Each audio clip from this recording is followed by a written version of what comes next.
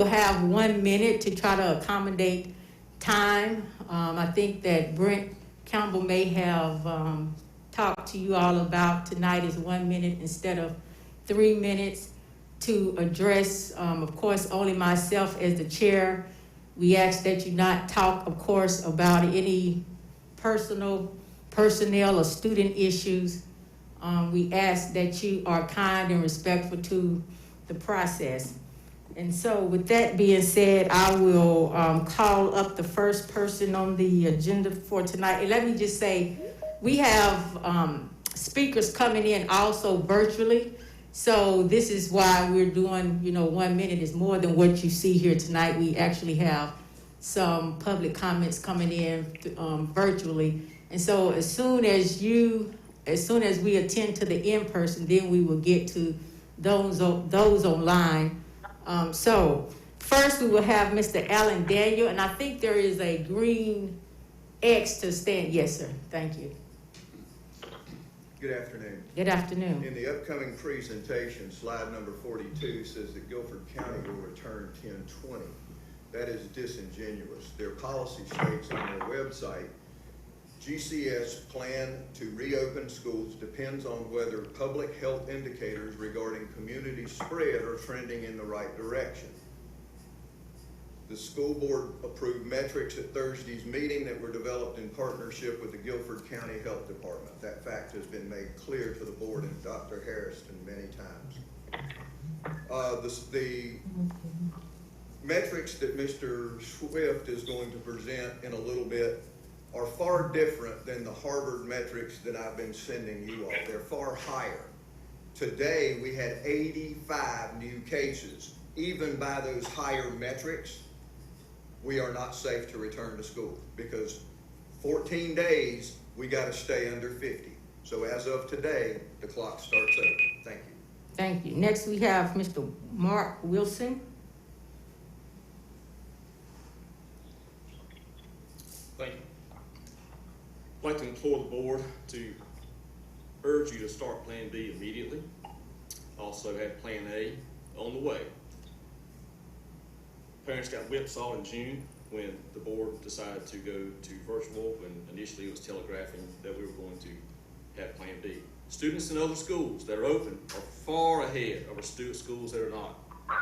Our grandson, K1, New Hanover schools, all open. Forsyth Country Day, Summit, Calvary, Mount City, all open, no issues. New Hanover, all open, doing well. We need to get this going. You cannot come back from the baseline. Our young kids are below the baseline and they can't get back up to here. So we've got a bad situation with our young kids. We've got to get them going now. I think having a 3-week delay to have the young kids going back is too long. I will do everything we can. I'll be volunteering my services to the board and have anybody available that can help me get this going. Taxpayers provide the funding for you all. You provide education as an end result, and we appreciate your help, but we definitely want to get back to Plan B. Thank you. Thank you. Next we have Frankie Petrie.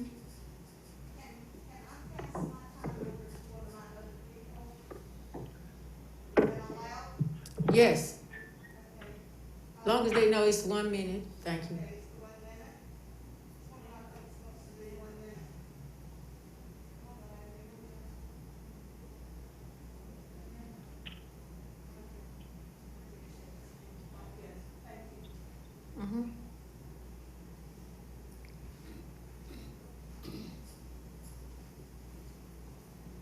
Members of the board, I spoke last week about EC kids and how they need to be back in school. I think you all saw the video that we sent you representing the kids from our district. They're dying slowly in front of us, and I can't keep watching this. After 8 months, we've seen them decline, and they need to be around their peers. They need to be in a setting where they can have friends and they can see other people, because depression is setting in, and it's not just for the kids, it's for the parents too. They're depressed because we have to watch this. So I say that to say, I hope that you will consider Plan A, Plan B, but we really want Plan A. We want them to be back. Thank you. Thank you. Next we have Val Young.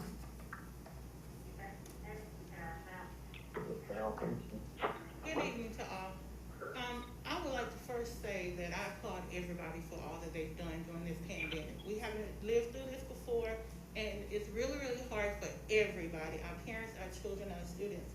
But as FCAE already stated, whatever we do, we want to do safely.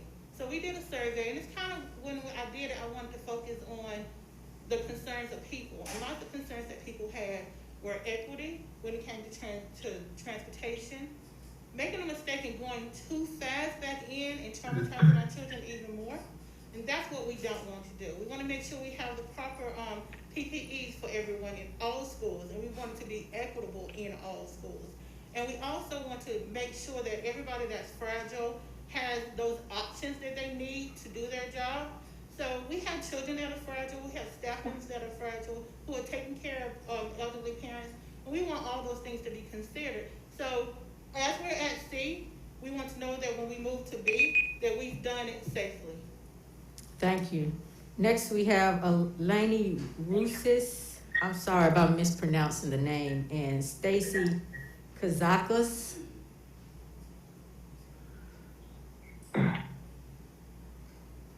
Eleni Roussis or Stacy Kazakos. Okay, we'll go to the next. Greg Frick. Greg Frick. Okay, we'll go to the next. Sarah Furbecker.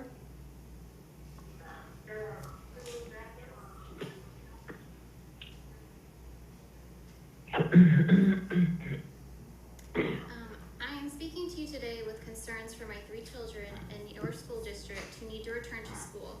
All 3 are in very different circumstances that I'd like to share and only talk about my 5th grader who has an IEP. She suffers from a TBI and has lots of short-term memory issues. She has an auditory processing disorder. Jumping from Zoom to Zoom is very difficult for her, and all her EC teachers do not use the same platform. So I have a child at home that is struggling to keep up with what is going on, to keep up from jumping from class to class and trying to remember the steps. I asked the district today to take these EC students into consideration. I feel that this is being failed upon them. I don't feel that the district is working for them, and I'm tired of seeing my daughter cry and struggle during school at home. Thank you. Thank you. Next, we have Jesse Brixius. Jesse Brixius. All right. Next, we have Elena Flincham. Yeah. Okay.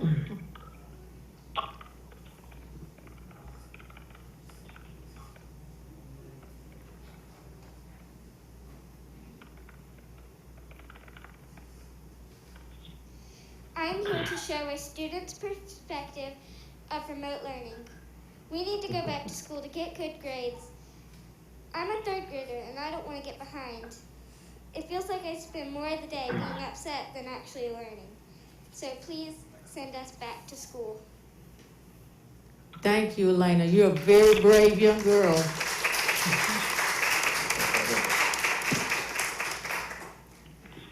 Next, we have Nanette Boyd.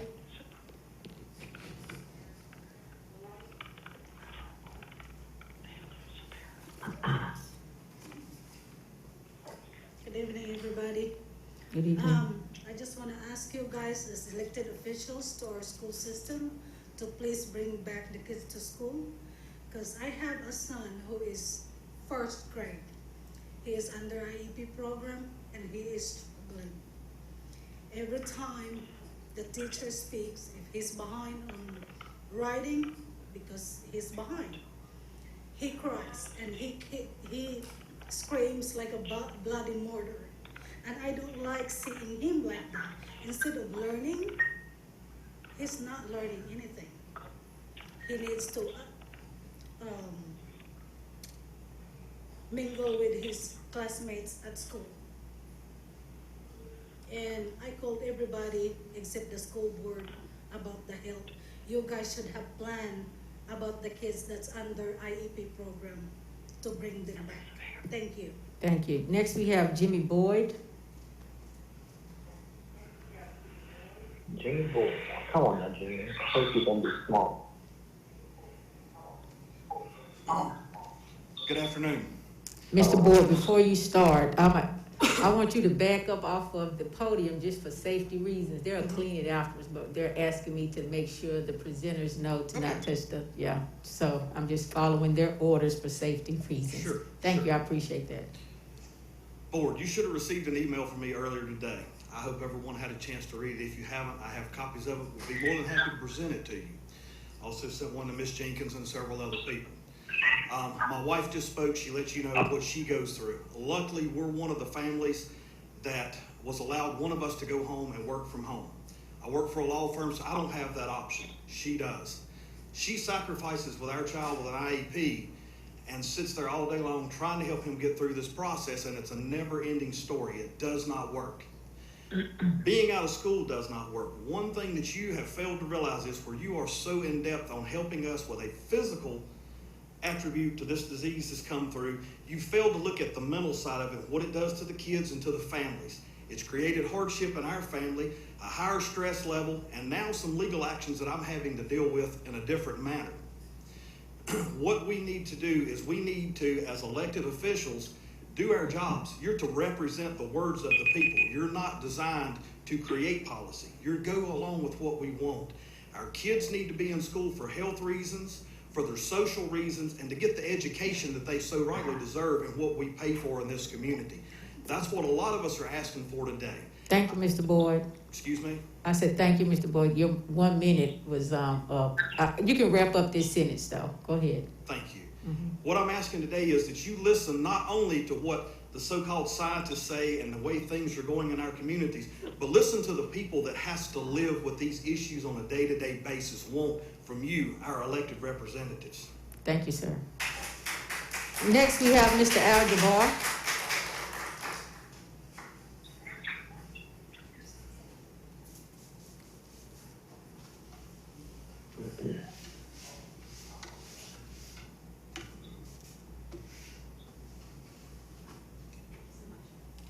Hello, I can't hear who the name was. Mr. Al Jabbar. Good evening. Good evening. No one wants our children back in school worse than I do. When you go into communities such as Rolling Hills, as I do, almost daily, and I see families not even wearing masks, it concerns me of what the health issues are going to be when these kids come back into the school. And I think the community's main concern here is health for our children and our staff. We have the ability, and hopefully Mr. Swift will have something about some ways and means of getting some testing done in our community, because we certainly need it. And lastly, I pray that no child, we lose not one child, because we got to rush back into this process, because I wonder which one of you will be willing to go to that family and say, we made a mistake. Thank you. Thank you, Mr. Jabbar. Next, and we have Rhonda Mays.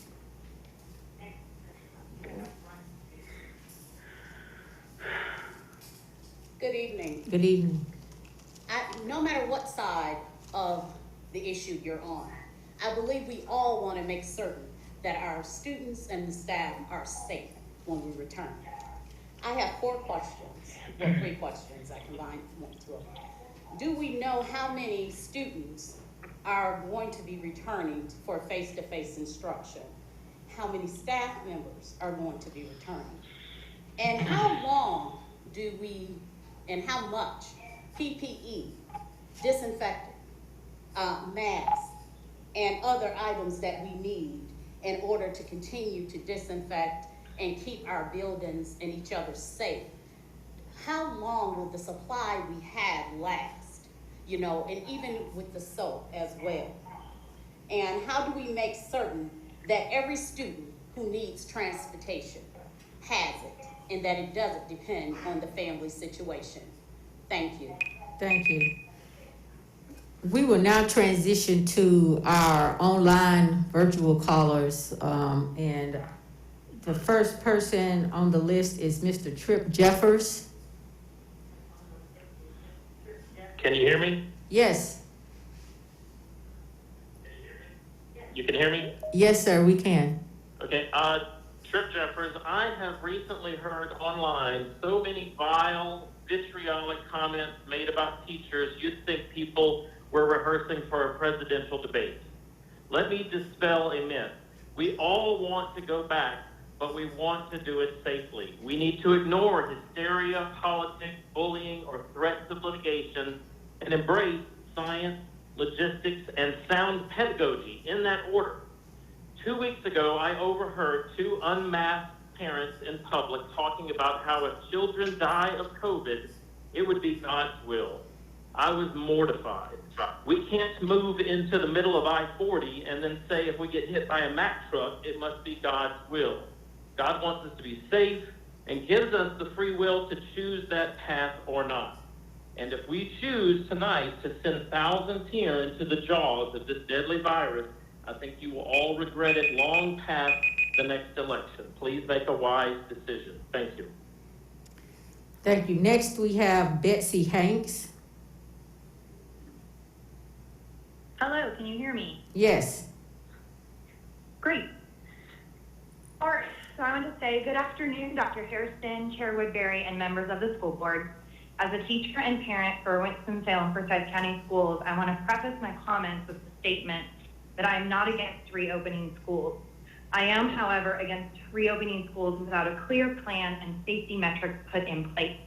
In education and in life, the famous saying, failing to plan is planning to fail, rings true for us all. And I have to say I'm concerned because I feel our plan is incomplete. Most importantly, the safety metrics need to be spelled out explicitly in our plan. Secondly, the plan is not developmentally appropriate for our youngest learners up to even our oldest. Children should not be coming to school only to sit by themselves in one spot all day long staring at a computer screen. That is no better than what they're doing now, and in fact, it's worse. Plan B does not allow for socialization or play or even singing, and I sing in my first grade classroom every day. I thank you for your time, and I appreciate your consideration. Thank you. Next, we have Jenny Easter. Hi, can you hear me? Yes.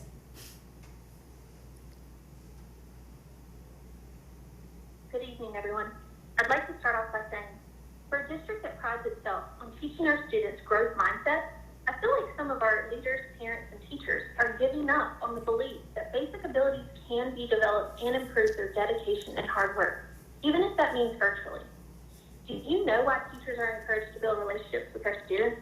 It's because when we connect and instill a positive outlook on education, it impacts how they develop a mindset. And because new things are hard, if they persevere, they will still grow.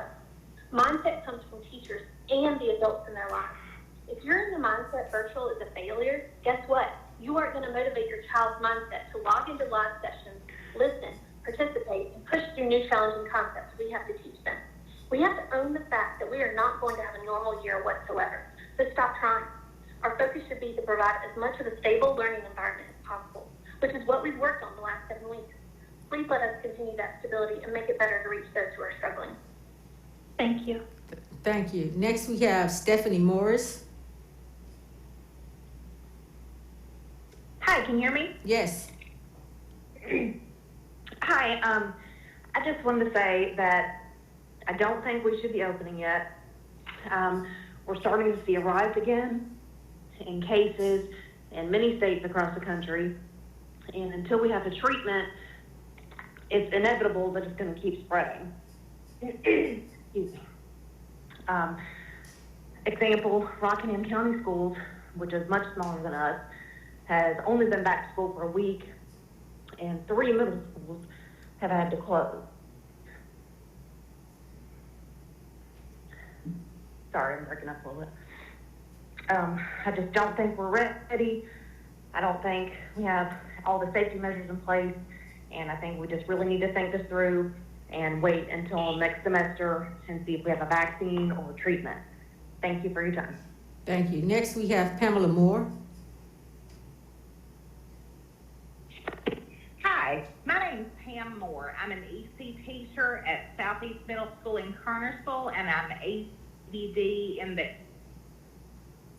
program at Gardner-Webb University. Honorable board members, I have concerns about COVID cluster occurrences as we begin to consider the transition from virtual to face-to-face instructional facilitation.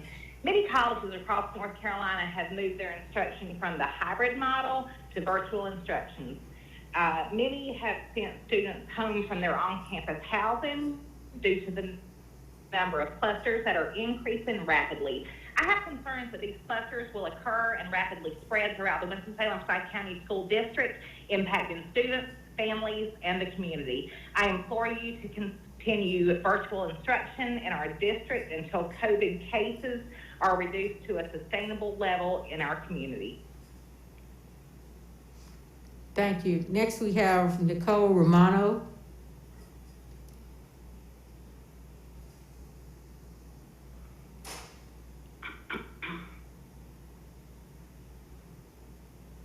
Nicole Romano. Next we have Tiffany Pratt.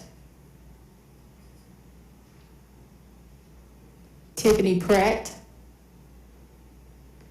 Next we have Tiffany Kratzer. Tiffany Kratzer. Next we have Sarah Jacobson. Good evening. Good evening. My name is Sarah Jacobson, and I'm a ninth here in the district.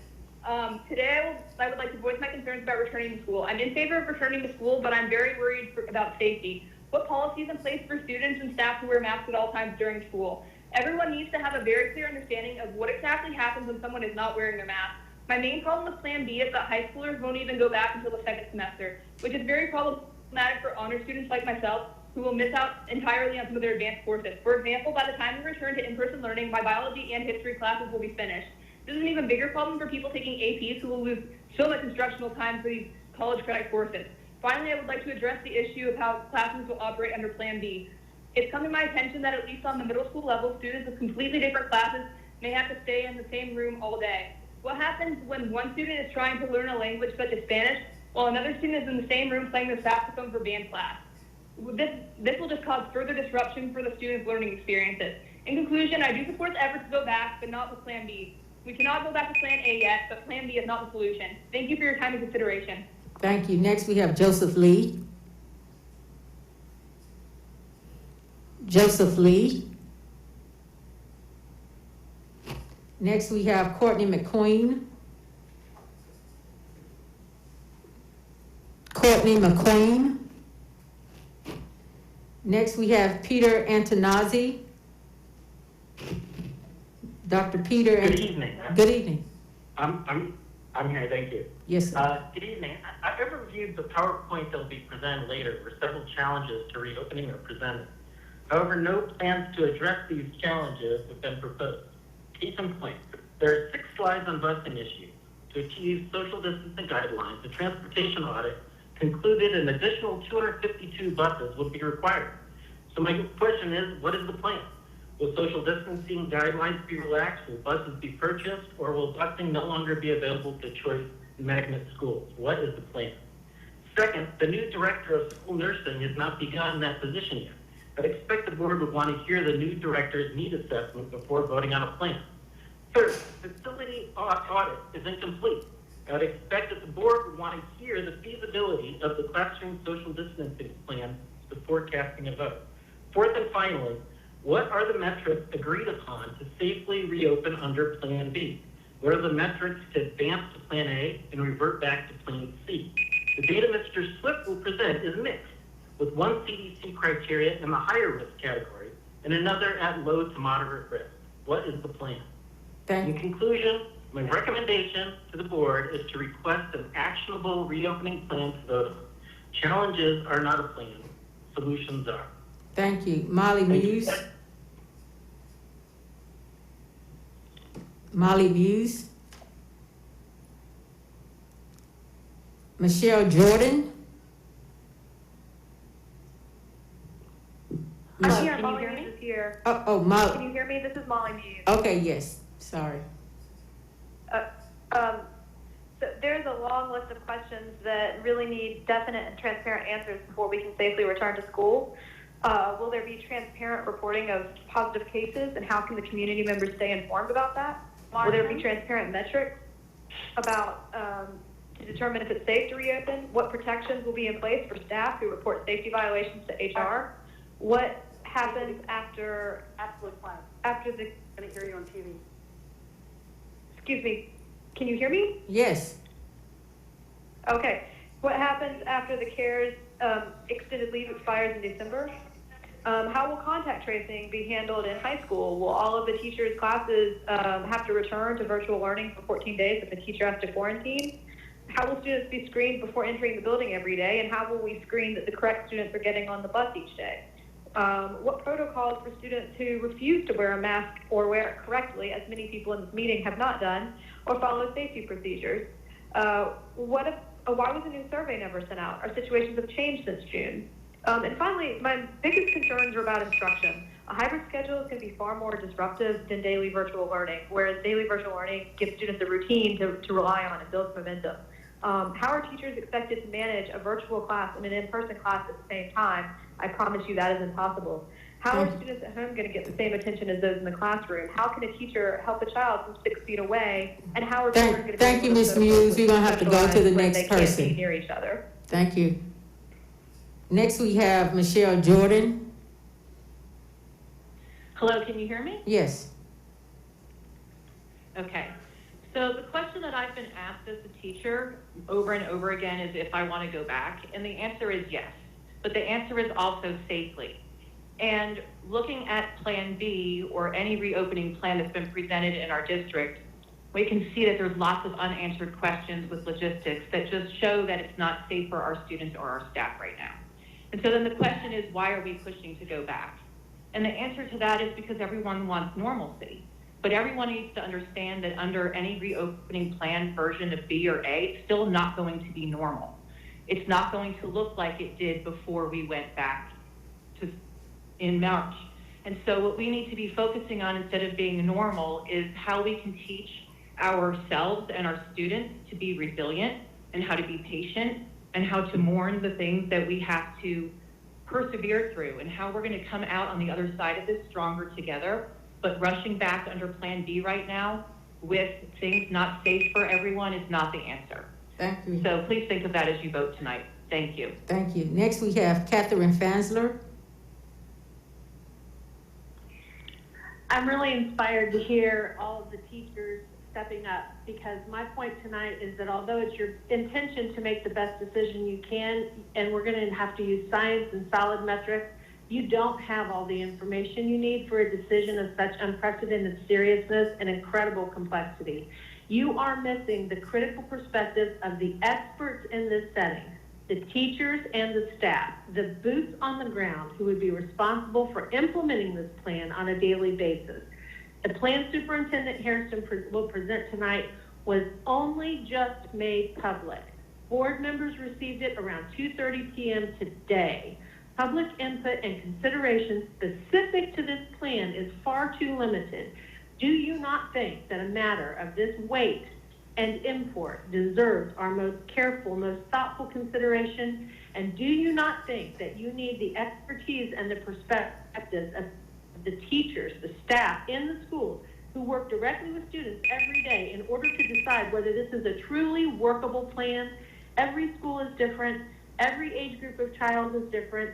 It all presents unique challenges, and unless you consider the perspectives of the teachers and staff, you are playing a deadly game of chicken with the lives of children, families, and teachers, and all members of this community. Thank you, Ms. Fansler. Please delay the vote tonight.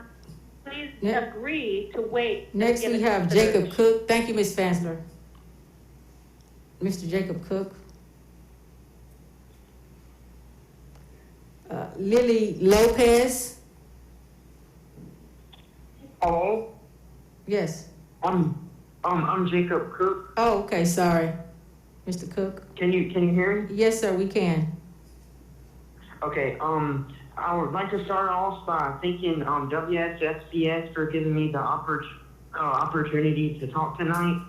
Me and my parents are just very concerned for my sister to go back and all the school kids, because one is wearing the mask for the certain length of hours that they're going to have to, and also if they was to decide to go back to school, there could be a rise in cases, and the plan B, it just seems like it's not a very good option right now. So I think we need to wait with flu season coming up as well, and it's better safe to keep doing what they're doing now.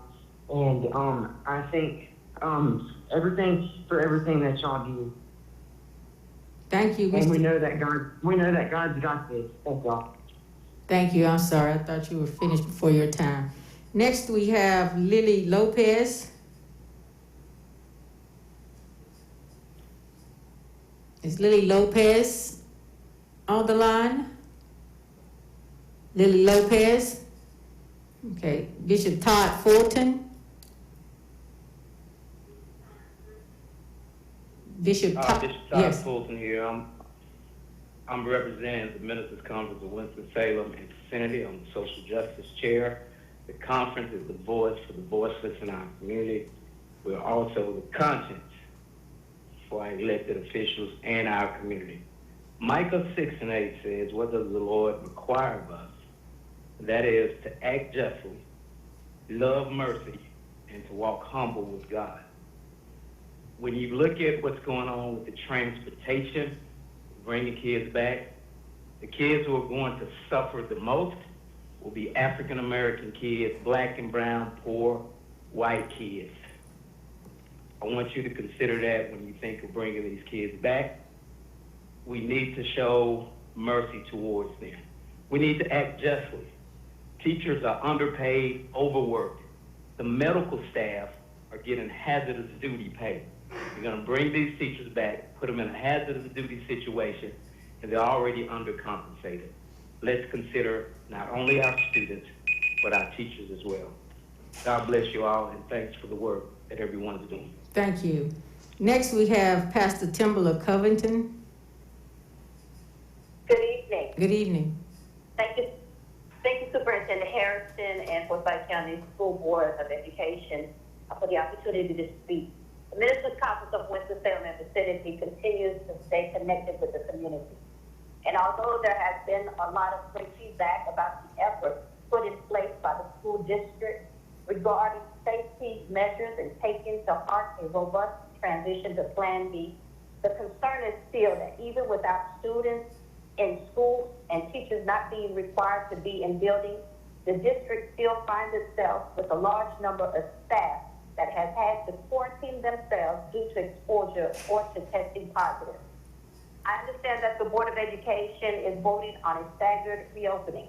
Still, another point to consider is that other districts had to shut down even with a staggered approach because exposure is genuinely hurting and affecting the attendance and disrupting our students' learning. We want what's best for our kids, and we need to consider their safety first and to focus around the inequities faced by a majority of our black and brown communities, by our low-income families, and by our most vulnerable student populations in Winston-Salem, Forsyth County Schools. Thank you for your time. Thank you. Next, we have Katie Sonnen Lee.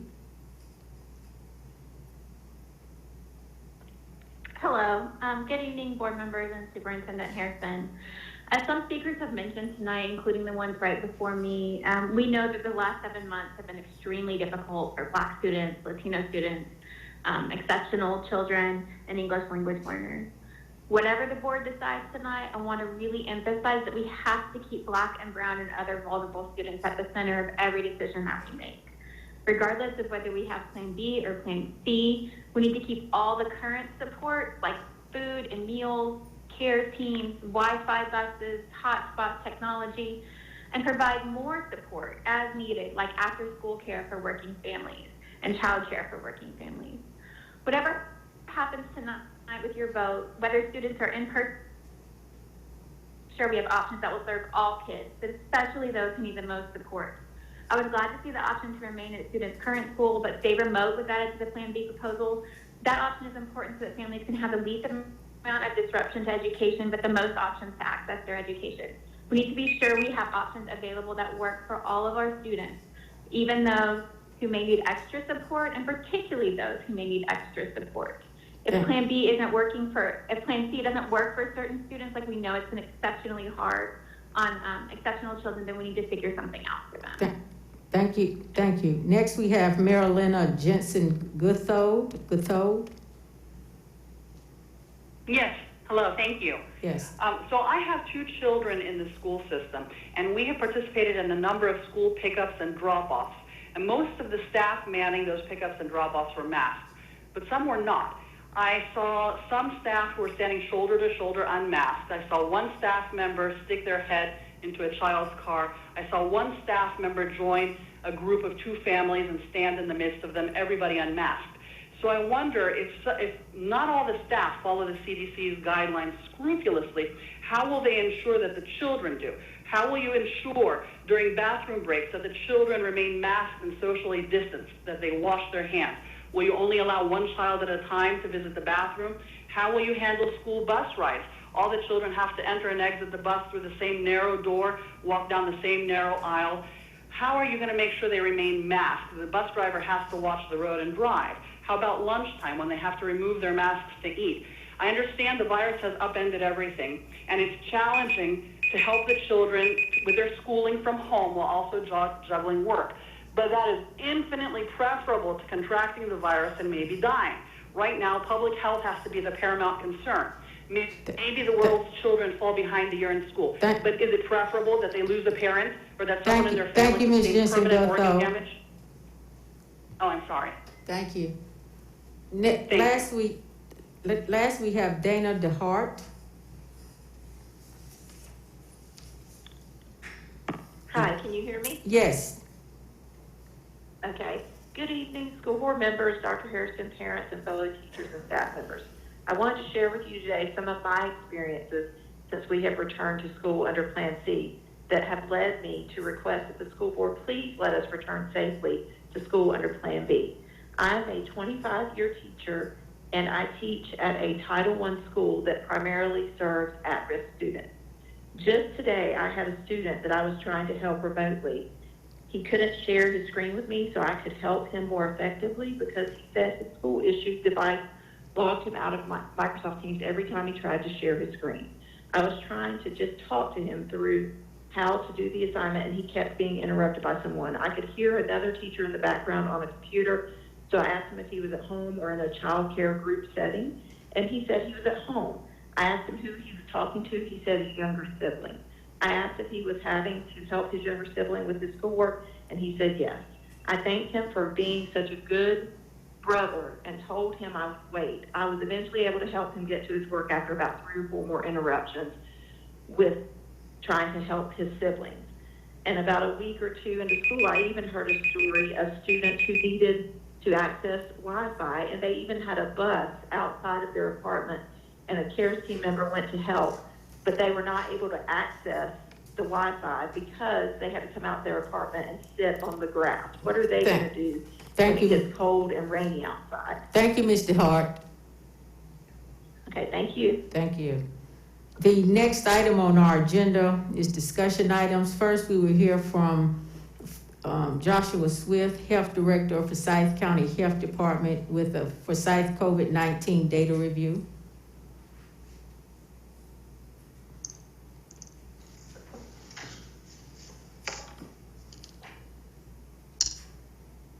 All right, can you hear me?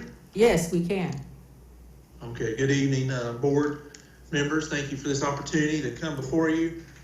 Just to let you know, I have with me virtually Glenda Dancy, Assistant Health Director, Dr. Chris Old, Medical Director, and Dr. Lavette Miller, our epidemiologist. So I will go to the first slide.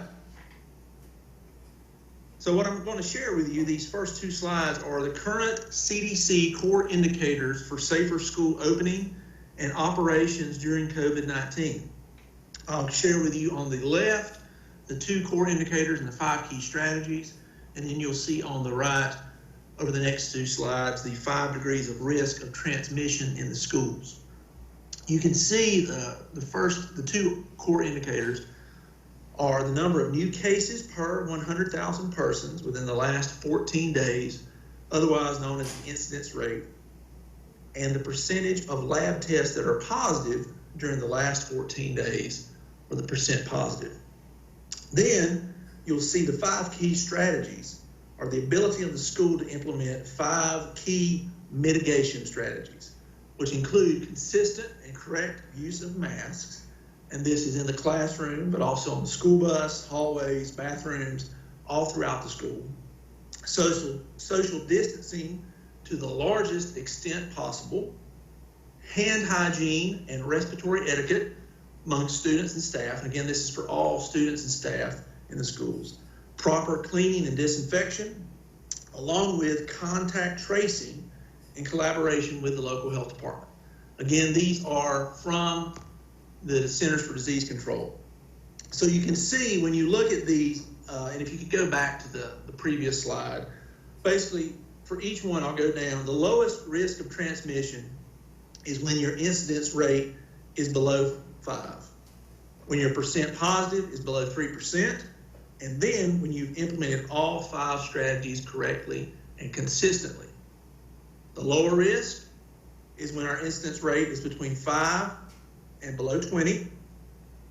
Then your percent positive is 3 to 5, below 5%. And then again, if you've implemented all 5 strategies. Moderate risk is when you're between 20 and below 50, 5 to 8, below 8% for percent positive, and then if you've implemented 3 to 4 strategies correctly and consistently.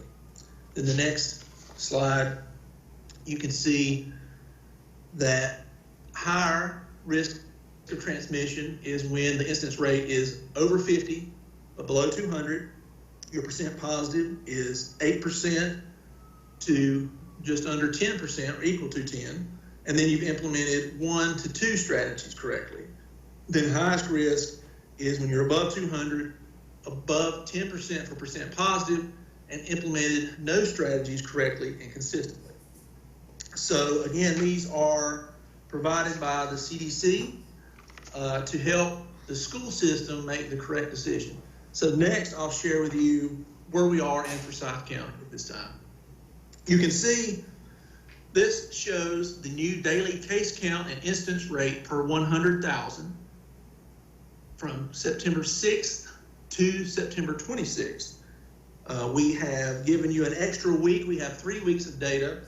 The CDC recommends looking at 14 days, which begins on the 13th on this chart. We can show 3 weeks and to show this trend. And you can see when you look at our incidence rate, we fall into the lower risk because we are between 5 and 20 on our lower risk. Any questions about this slide? I see one from Ms. Montsinger.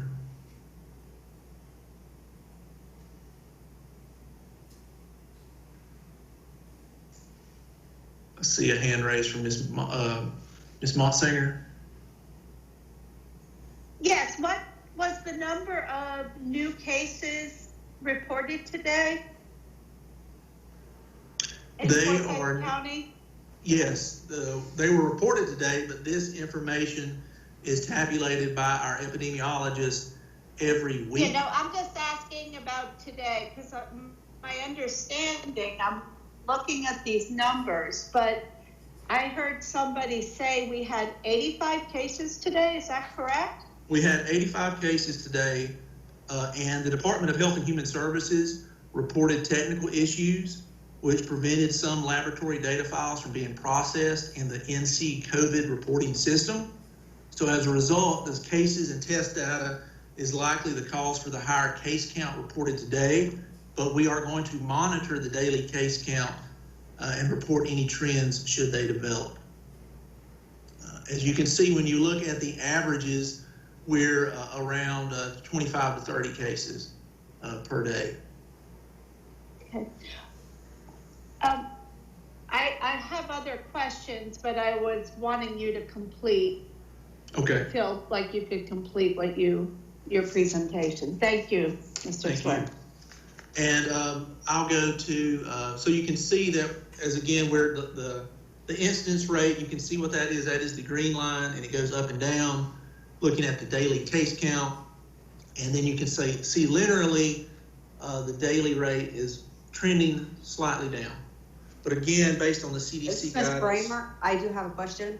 Yes. I have my hand up. I see that this is showing just the 26th, but it's my understanding that it is an overall pattern that it went up the 27th, 28th, 29th, and today. So it's not going down and holding down. It is increasing, which would be tied to an event like Labor Day, because there is a long incubation period, there's a long delay on testing, and then there's a long delay for it getting from Health and Human Services to us to this type of report. So this report does not reflect correct long-term information through October 1st. Well, again, we do believe, as far as Labor Day is concerned, that window of opportunity was around the 20th, that we would see a spike from any Labor Day activities. But the medical. So what I'll say, Board Member Bramer, if we can let the presentation, be finished, then we can ask key questions. I think right now it's kind of hard to follow what he's saying because you have some disagreement, but if we let him make his point, then you can follow up with any questions or concerns you have. I appreciate it. So if the presenter can go ahead and move through the presentation, then we can ask questions from the board. Thank you. Okay. Thank you, Chairman. So as you can see, for this slide, per the CDC guidance, we are at lower risk. And then next is the percent positive. Next slide, please. So this shows our daily labs and the percent positive from September 6th through September 26th. And although this is trending down, just when you see the fluctuations, we are in the higher, not higher, we're in the moderate risk, between 5 and 8% positive.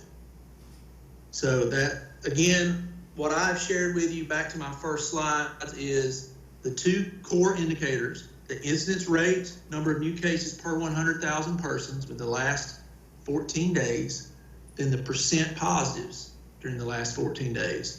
Then the next piece is those mitigation strategies, those 5 strategies that the school must implement.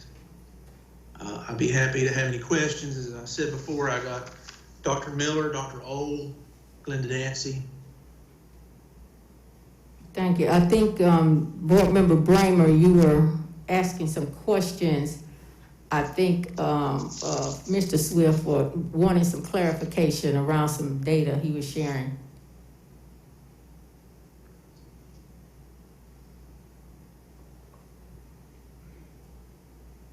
Board Member Bramer.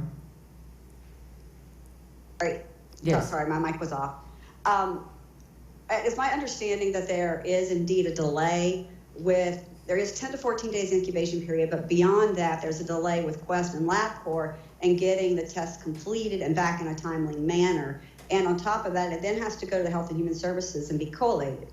I'm saying that you're telling me through the 26th, you have everything that is supposed to be 25 days later, and that's not possible. So how can we see what's really happening when we don't actually have the end date?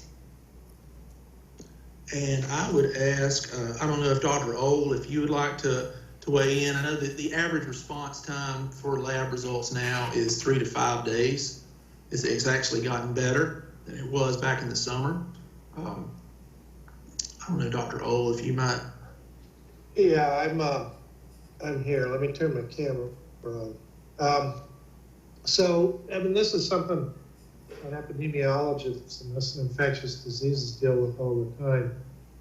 I would say if you're looking at the COVID dashboard for the state, you have two ways of looking at it. You have a way of looking at it is when the test was actually performed versus when the test was resulted.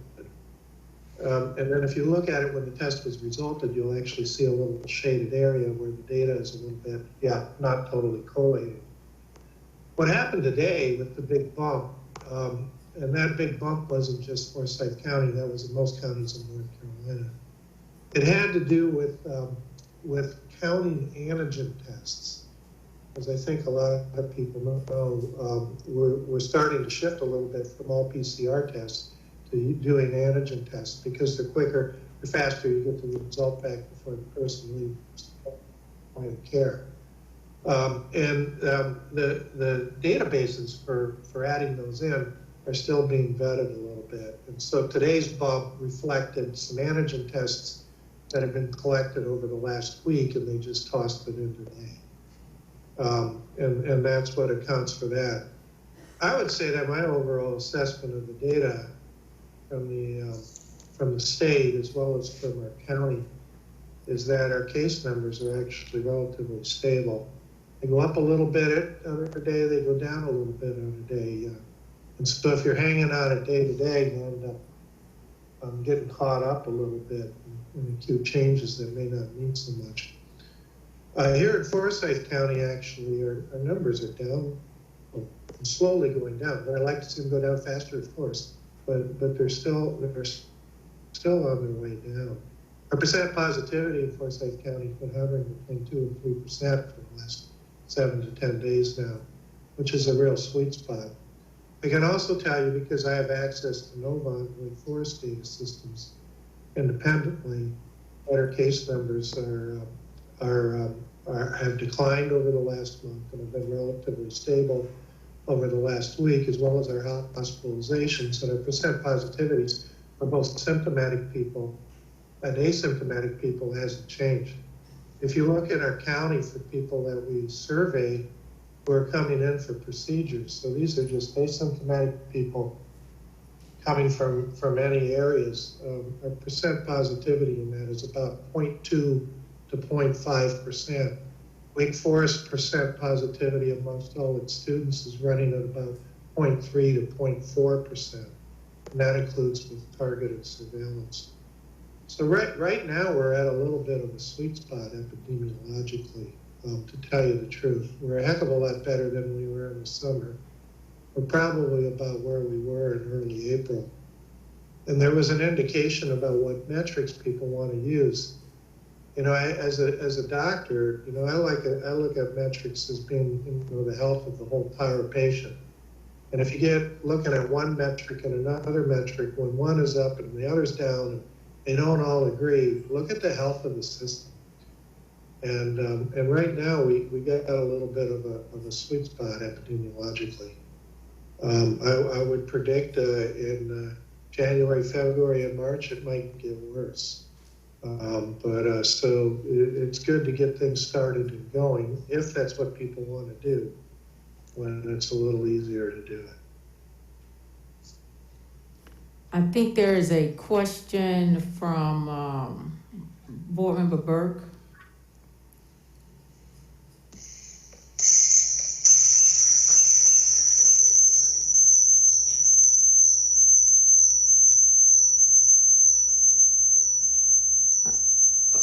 Board Member Burke, we may be having some audio issues with you. Can we go to Board Member Mott Singer while we straighten out your audio? First, thank you all for being here. I appreciate that so much. I have a question. I know the CDC has kind of changed their metrics over time, as opposed, you know, so initially it was total case numbers and we were looking at numbers of people hospitalized, and yet the new metrics seem to have shrunk. One of my big concerns, obviously, is the New York Times did a recent article about the CDC and getting a lot of political pressure to change metrics, and particularly to push the opening of schools because of the current administration. So that concerns me, because that makes me wonder, why are we not looking at broader metrics and that they have been changed? I'm a PA. I work at a university, so I am very well aware. One of my concerns about the percentage positive is we're now doing a lot more batch testing of large groups of students. So we're changing who's in the batch of who's getting tested. And I'm wondering how that impacts the metrics. Yeah, I'll be happy to address both of those. So the batch testing doesn't change it, because if your batch is positive, then you have to drill down and find the individual who actually made it positive. So no, I'm sorry, I was unclear. It's just we're now, for example, on university campuses, companies will come in and test several hundred students at a time who are asymptomatic. I won't get into the details of that, but you have to look at those percentages different than your symptomatic people and separate them. Right, and but they're I wanted to address your other question too, because I think it's an important one about the CDCs and their changing of metrics. I don't like it either that the CDC's been under pressure that frankly I've not ever seen before. And the metrics that they changed for the schools, though, I'm not sure that was due to that. I think a lot of it was from experience, actually, because since early August, we've had some school systems across the country, school systems in Europe, and now even private schools here in our own area that have been open for 6 weeks or so. We're getting information from them. And I thought I would add a little bit to Joshua's 5 points from the CDC. I think that helping schools get through COVID comes down to 5 things. One is getting sizes of classes and cohorts of people, as small as you can. 2, physically distance as much as possible. Number 3, wear the mask. You got to wear the mask. And it's really a big, huge mitigation strategy because it works. And then 4 is you need to cohort. So when you contact trace, that you're not pulling out large groups of people. You can pull out small groups of people and do it somewhat surgically rather than close down an entire class. So if you cohort and it works, which is why kids are asked to stay in the same classroom for more time. It's probably better to change in and out the teachers because it's just one person than to have a Chinese fire drill of students moving from room to room. And then lastly, you have to have good contact tracing and you have to do it quickly. And then you have to have a committed group of parents and who are willing and able to monitor the health of their kids and make sure they're not going to school when they're sick. And if they've had contact with a positive person, they need to stay home. They're in quarantine. And if they've been sick and have had a positive test, obviously you have to stay home. Those things are really critical because I can tell you now from information we've got from a lot of across the country, when you have positive cases in schools, it's not due to transmission in the school. If the school is doing those things that we just talked about, transmission in the schools is very unusual. And what's happening is people get positive on the outside, either from the family or another social contact, a sleepover, a beach vacation, or whatever. And then they come to school in a pre-symptomatic way. The next day they don't feel so well, they get tested, they're positive, and now you have to quarantine a few people from school. And that's how the cases are going up there. It's not from on-school transmission. So, the setting, if you do everything right, keeps you safe. But it's a little bit the devil's in the logistics, and that's really where I feel that the focus should be. Well, so one of the reasons we haven't seen much transmission happening from children, of course, is because they haven't been in school. And I guess in today's paper, it said, I'm reading in today's Winston-Salem Journal, where it says school studies suggest that in-person learning can be safe in communities with low transmission rates, but might increase transmission rates in communities where transmission is already high. And that's from the CDC and its Morbidity and Mortality Weekly Report. And it just concerns me deeply that we are about to go into the fall and the transmission issues seem to be, there are a couple things that are coming up, right? It's and what we're learning about this. It does, all people don't spread it equally. There seem to be super spreaders. There seem to be people who just replicate massive amounts of virus and pass it on.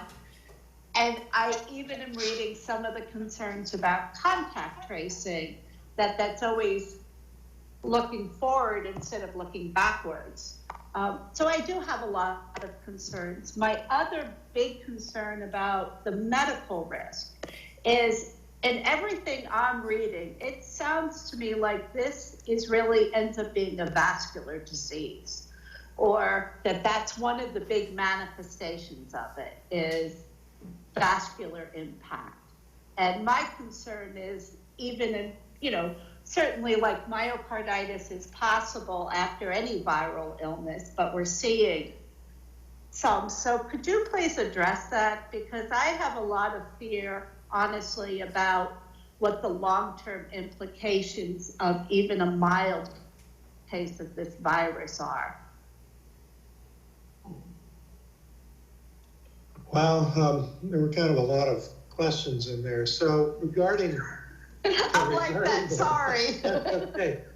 Hey, that's all right. That's part of my job. So the vascular aspects is an issue mostly in people who are in intensive care units. And I won't get into the details of why that is. And they actually don't, most of those don't even have virus around anymore. They're dealing with the inflammatory aspects. They tend to be older and have comorbid conditions. The long-term ramifications, I mean, technically we don't 100% know. As a matter of long-term. I mean, you need long-term to find out. I mean, all viral illnesses, some of them have things that happen down the road. I think most teachers and teenagers are familiar with infectious mononucleosis. And some people, it takes 2-3 months for feeling normal again. So it wouldn't surprise me if that's not the fact with COVID as well. The bottom line is that, young people are going to get infected. And the younger you are, the less likely. If you're over the age of 12, most people who are over the age of 12 want to behave like an adult, and they kind of behave like an adult medically as far as COVID goes. So their transmission risk and the risk of getting it's about the same as an adult. But the fact is that the school if you're looking at whether or not a school is open, what you want to know is what's the risk of the school contributing to transmission. And if you break it down, I mean, we just went into phase 3. What's the risk of a movie theater contributing to transmission? What's the risk of a bar contributing, and a fitness center, and all those things have been worked out. And the schools are actually pretty far down on the list as far as their risk of transmission occurring in the school itself. The toughest thing for the school is the logistics. It really is. I mean, running a school is hard on a good day. But when you're trying to, do it with COVID around and having to do all the safety things at work, I mean, it just makes it harder. And so, but it doesn't mean it can't be done. And I think a lot of schools have shown that it can be done. Including their higher education in the area. Anyway, a lot of the higher education is not transmitting because the majority of their classes are online. So they're not actually meeting in person. Yeah, well, that's not entirely true. We got 7,500 students back at Wake Forest now. Things are going great. Davidson, Elon, it comes down to the Elon's not doing great. Yeah. So anyway, we should open it up for some other questions. okay. Thank you. Thank you. Board Member Barbara. Board Member Burke.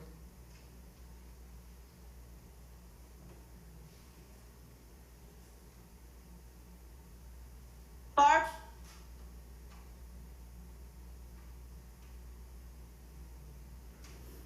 Your audio, Board Member Burke, is out. Oh.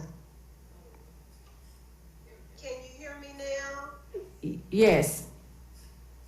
Okay, thank you, Dr. Ohl. I have a few questions. My first question is about the 85 new cases right here in Forsyth County today. And so, with the 85 new cases, that does mean that puts us in the red range at a higher risk for the uncontrolled spread of COVID. Is that correct? Well, yes and no. And we talked about this a little bit earlier. So that we really didn't have 85 new cases today. This is cases that the state threw in through their counting system that have come through the last week or so regarding antigen testing, and they just tossed them all in today. So I think when you look tomorrow, it's going to look a lot different for you, unless they have more cases to toss in that should have been there last week, for instance. But and the other thing is, I caution you about looking at day-to-day cases. One of the first things I learned as in the Navy doing epidemiology is wait for trends and look at the health of the total system and what's going on.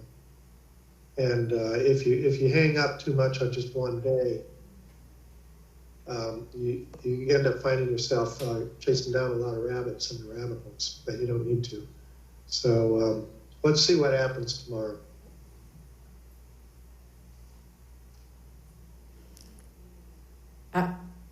Board Member Burke, you're muted. You're muted. Okay, thank you. I am concerned about the state tossing in 85, and since it was tossed in, I do want to follow up with some questions just in case we find out that toss in is actually accurate. So my second question is, does that put us at the risk of being in the red range? You said yes. And does that put us at risk for uncontrollable spread? So my next question is, does that also, if the 85 number was tossed in accurately, does that restart the 14-day count tomorrow? If that 85 number for Forsyth County today, if that is an accurate number, does that start the 14-day count for Forsyth County tomorrow? So, well, the first part I want to correct, I would not put us in the red zone because of the case rectification, number rectification today. I would look at what's going to happen over the next few days.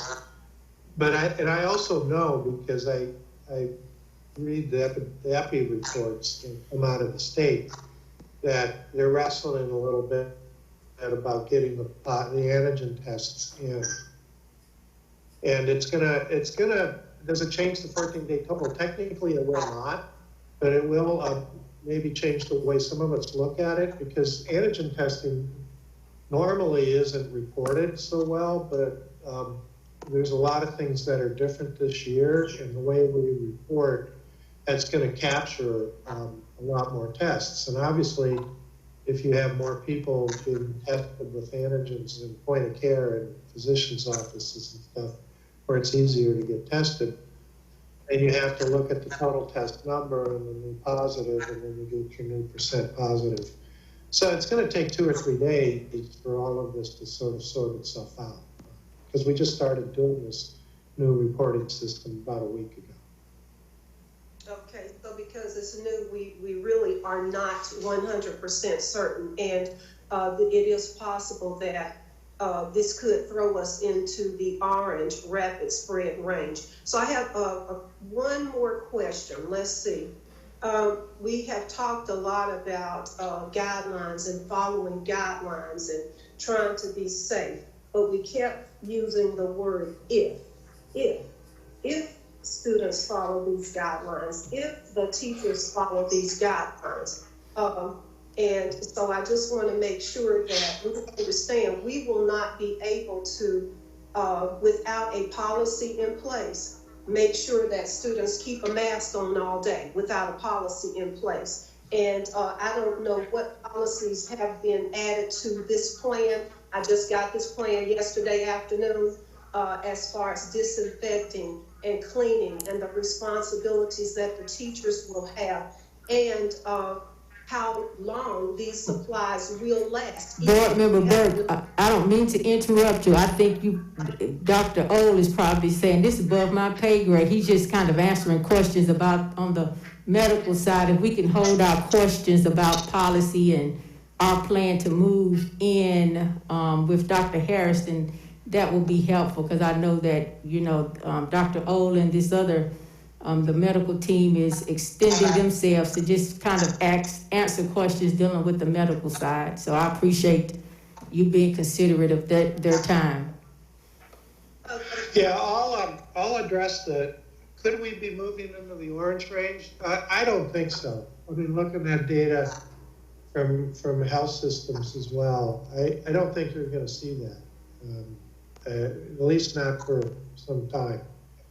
The second part is you said about the if people follow those things, and you're right. That's it, right? I mean, we know what works. We know what can keep people safe. So like with anything else, you got to work at that and show people that they are the stakeholder. They're the one who benefits the most. So they need to do what they need to be doing. I can tell you from our private school experience in and around the area, the younger kids, man, they have no trouble wearing masks. And I've been really, really surprised, very pleasantly surprised, actually. They do great. High school students, they reflect what they see around them. So if their parents are not into masks or if their teacher's not, then they're going to be less likely to wear it. So when I talked about parents being really involved and stakeholders in this, it's really true. We need to model the behavior for our older kids. But and I won't address anything about the plans. That's not my role. Thank you so much, Dr. Ohl, and thank you, Chair Woodbury. I only asked about guidelines to Dr. Ohl because he mentioned guidelines in his presentation. Thank you. Yes. Board Member Bramer. I have two, one I think for Dr. Ohl and one I'm not sure who can answer. The first one is, I'm kind of following what Ms. Burke was saying, and can a 5-year-old, it's so important to wear that mask. If you don't wear that mask, then you're spreading. Do we believe that a 5-year-old is truly capable of wearing that mask all day and properly taking it off to eat and properly using the bathroom with a mask, a 5-year-old? Well, they do. And they do. It's there's tricks with this, and you can talk to pediatricians about it. And we featured some of these on on the Facebook thing that I do on Thursdays. But yeah, they do. I was skeptical, just like you, when we all first started out with this. How are you going to get a 5-year-old to wear a mask? But they do. In fact, you know who tells me, Dad, you forgot your mask when we get in the car? It's my 6-year-old. So she's keeping me honest. Like I said, they do. They model what's around them, and they want to be, they want to do the right thing. Okay, my second question, I'm not sure who can answer it, but I just have a question about a lot of times we hear about the psychology of having kids at home and they're not socially interacting and they're not in an environment together learning. So if we put them in an environment together learning, but we tell them they have to wear a mask, they cannot touch a book, they cannot touch a toy, they cannot play, and they have to stand away from a teacher behind plexiglass, is that going to leave with you kind of scar that says you can't trust people? Well, that's a question for a child psychologist, but I can approach a little bit of it. Some of those things you're talking about, like not being able to touch a book or a toy or stuff, there are ways to do that safely. And we don't have to talk about it right now, but I'd be happy to share that with whoever would like to know later. But I think kids like being together, and whether it's in an experience that's not quite normal. I mean, and I was listening to some of the comments, the public comments earlier on.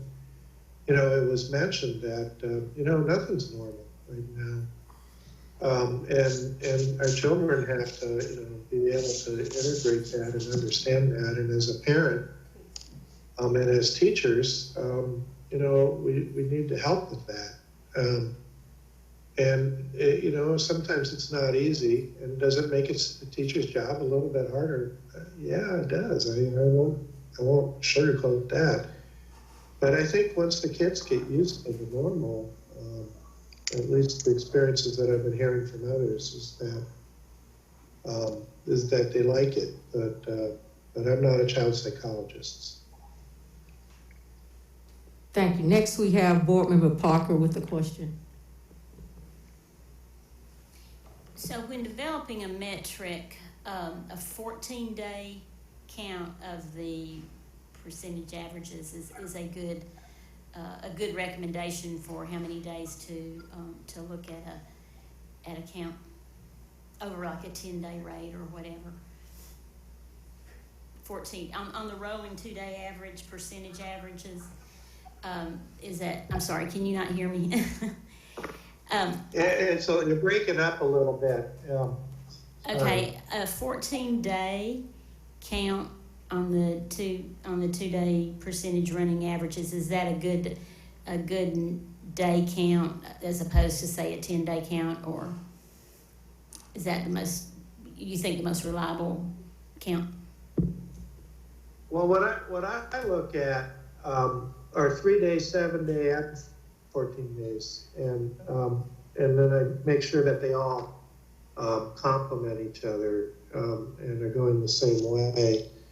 I get asked a lot about what metrics should we use. I mean, businesses ask me, large corporations, schools, universities, and our own health system. What I think what it really comes down to is when you want to back off and change what you're doing to something that's more distanced, then the big thing is how are you doing? So if you're a university and you have cases and you have some transmission in the off-campus areas, which is where it's mostly there too, it's some friend group outside, but you're able to contact trace and quarantine them, then you're okay. You don't need to the time that you start thinking about, really going back to an all virtual situation, if you're in place, is when you kind of lose control. You don't know where your cases are coming from. You don't know exactly where the transmission is, and you're not so sure. And then you also look at the metrics of what's going on in the community around you. And you could kind of add all of that together. So again, it's a little hard to stick one number on anything. You kind of try to take it as a whole and see what you think is where you're headed.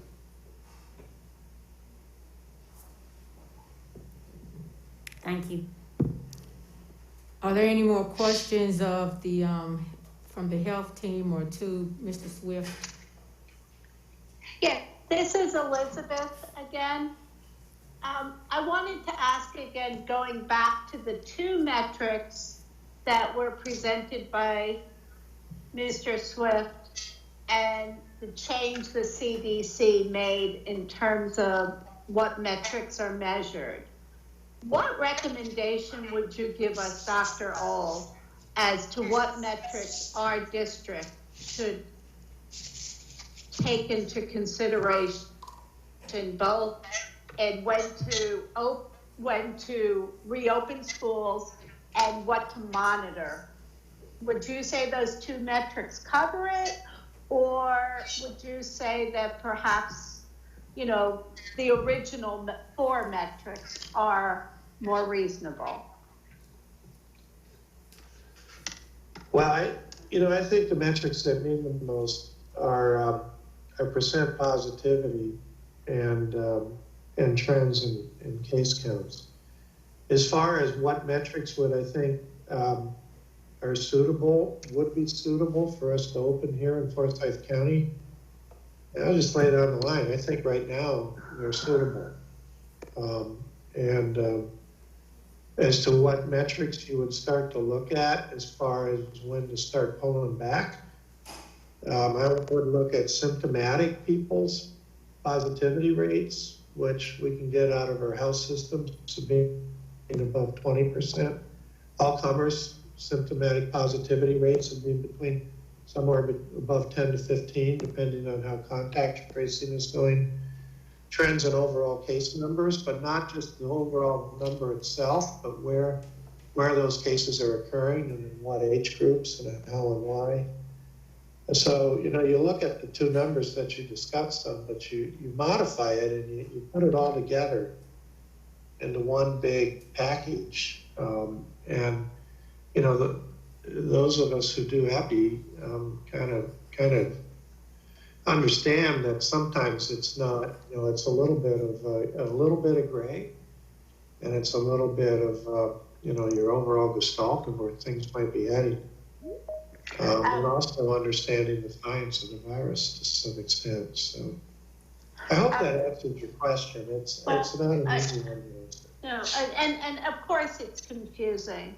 I know the American Academy of Pediatrics just put out a statement about 10% of COVID-19 cases are now in children, up from 2.2% in April. And this came out from them on September 29th, so a couple of days ago, that they're concerned that the percentage in children is definitely going up since schools have been back in session. Well, actually, it was back. It actually originally went up back in July. In fact, our percent positivity in kids around here have been at 10%. Really, since the latter part of July.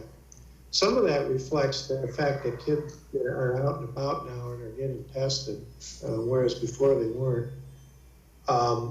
But it's really not all. It's really not just the schools. It's just the fact most kids. Where most kids get infected is who are under 12 anyway. Is from their family, and then secondarily, it's from their friends out in their play groups and such. But yeah, of course. So 10% in kids. That's actually kind of a low. Right. No, I mean, but it's. Again, when you look at, I just one more thing to add. If you look at it, Josh will tell you, because he's been harping on this, rightly so, for the last month, that the largest proportion of positivity in our county now is between the ages of 18 and 25. Right. It's young adults that where we're seeing, that's like about 4 times the rate that we're seeing in the younger kids. But if you look at the percent positivity in children, which I can drill down to in our area, if you look at symptomatic kids who come in with symptoms of COVID, the percent positivity is about 6%, which means 6 kids out of 100 who look like they have COVID don't. They have something else. So it's not an unhit part of our population, but it is still at this point a less involved part of our population. Hospitalizations are less than 1% in the under 12 groups. So thank you, Dr. O. I do want to be very mindful of. Excuse me, Ms. Woodbury. Yeah, I'm gonna let you go 1 second. I'm gonna let you go 1 second, Board Member Motzing. I just want to set the tone, and then I'll let you ask your question. So I do want us to be mindful that this team is coming for us to ask questions. And so I know that they may have other obligations, and we will need to, I'm sure, come back to them and ask more questions. So I don't want to keep them, too much more longer than we already have. So if Board Member Motzinger will take your last question, and then if board members have any more questions to this team, we can get them to the superintendent and wait patiently for them to get a response back, whether it be literally or maybe come back to our next board meeting. But I fear that if we don't let them go soon, they may not come back to offer their expertise. And I know they would, because they're community people too, but we just want to be mindful because we so much appreciate their time. So we'll let Board Member Motzinger ask the last question. And I wanted to let people know, if I ever thought that this was turning into a presidential debate, I'll let you know I'm uncomfortable. But I don't feel that way at all. Thank you. Yes, sir. Yes. My final question is about, particularly as point of care testing becomes much more available, inexpensive point of care testing. Do you think that should be used in the school settings? That is a phenomenally good question. A lot of the private schools in the area have opted to let the pediatricians still and our point of care medical areas do it. I have a little bit of reservations about putting point of care testing into a school setting right now. That's not to say you can come back and ask me the same question in December and I'll give you the same answer. Because a lot of these tests, we haven't had enough experience with them to know yet how well they would work like in a school setting. But it is a possibility. But right now, I think it's too early. Thank you for your time, all of you. I appreciate it so much. Yes, on behalf of the board, we thank you for your time. Thank you, Mr. Swift, for leading this team. And we hope to continue to work with your team so that we can keep our entire community safe. Thank you so much. Thank you. You're welcome. Yes. The next discussion item is Dr. Hairston, the superintendent, on reopening our schools.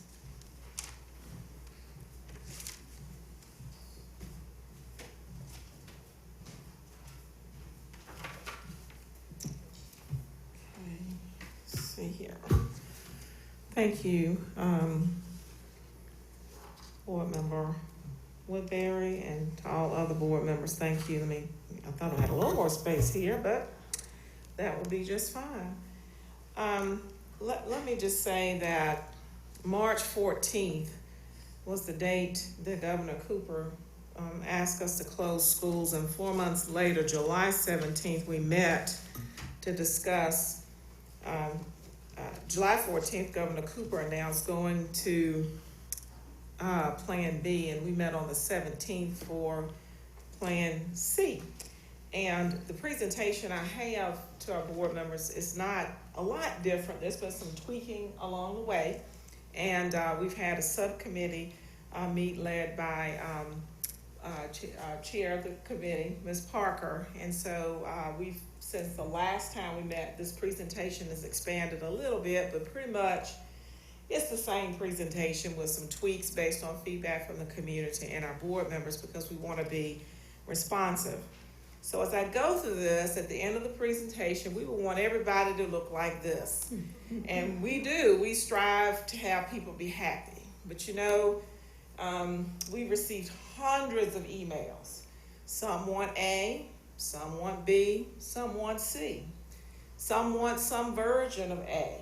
So you have a couple of hundred people that say I want A, but they want their version of A. And then you have people who want B and they want their version of B. And then you have people who want C and they want their version of C. And so if we're going to get to that point, there's just not a plan that's going to leave all of us feeling like we got 100% of what we wanted. But I can tell you that I work with a team and our board members have come as close as possible. So when we came to you board members, to our Board of Education, to you in July, we talked about a safe return plan, facilities readiness, budgetary needs, and community spread. And there were some holes in our plan. We just felt we didn't have enough time to close some of those gaps, and some of it was financial. And we've certainly been able to close some of those gaps since that time. So we still are looking at these four pieces and putting it together. And we, like everybody else, I have children. Most of us in here have children. We want to create a safe, vibrant, and equitable learning community. Equitable is important because it's important that children receive access to learning, and not just some learning, but quality learning and instruction. And to develop a comprehensive evidence-based plan that really is thoughtful about reopening. So when we left July 17th, the board voted to allow us to remain in C only the first quarter. Only the first quarter. They did not vote to allow us to remain in C for the semester. It was the first quarter. So we very quickly began to work on what that would look like at the end of the first quarter. And to keep our staffs and community certainly as much as possible safe. We're not interested in contributing to community spread. It's a very scary thought. And we certainly want to be sure that we honor our parents and their demands for a good quality education. So these are goals we've gone over before, which means we look at safety, we look at equitable access. We really appreciate the learning centers that have been set up. We know the board members have gone out to learning centers. We audit learning centers. There's been remarkable contribution to our students throughout. And our CARES team members have been just great. Positive relationships and interactions are very important to us as well. We don't like to hear about children being depressed and isolated and so forth and so on. So these are goals that we look at. So as we go through our plan, what did we look at? We just didn't willy-nilly come up with a plan. We did look at the CDC guidance. And the CDC guidance, respective of what's been said, is still important to us. We looked at the North Carolina Department of Health and Human Services Strong Schools Kit. We look at that on a regular basis. We pay attention to that. DPI has a wonderful Lighting the Way Forward kit. And we also have Winston-Salem Forsyth planning teams. We have hundreds of people on planning teams, planning PPE, planning the cleaning process, planning social distancing, getting our schools in order. And so this was not a process that we took lightly.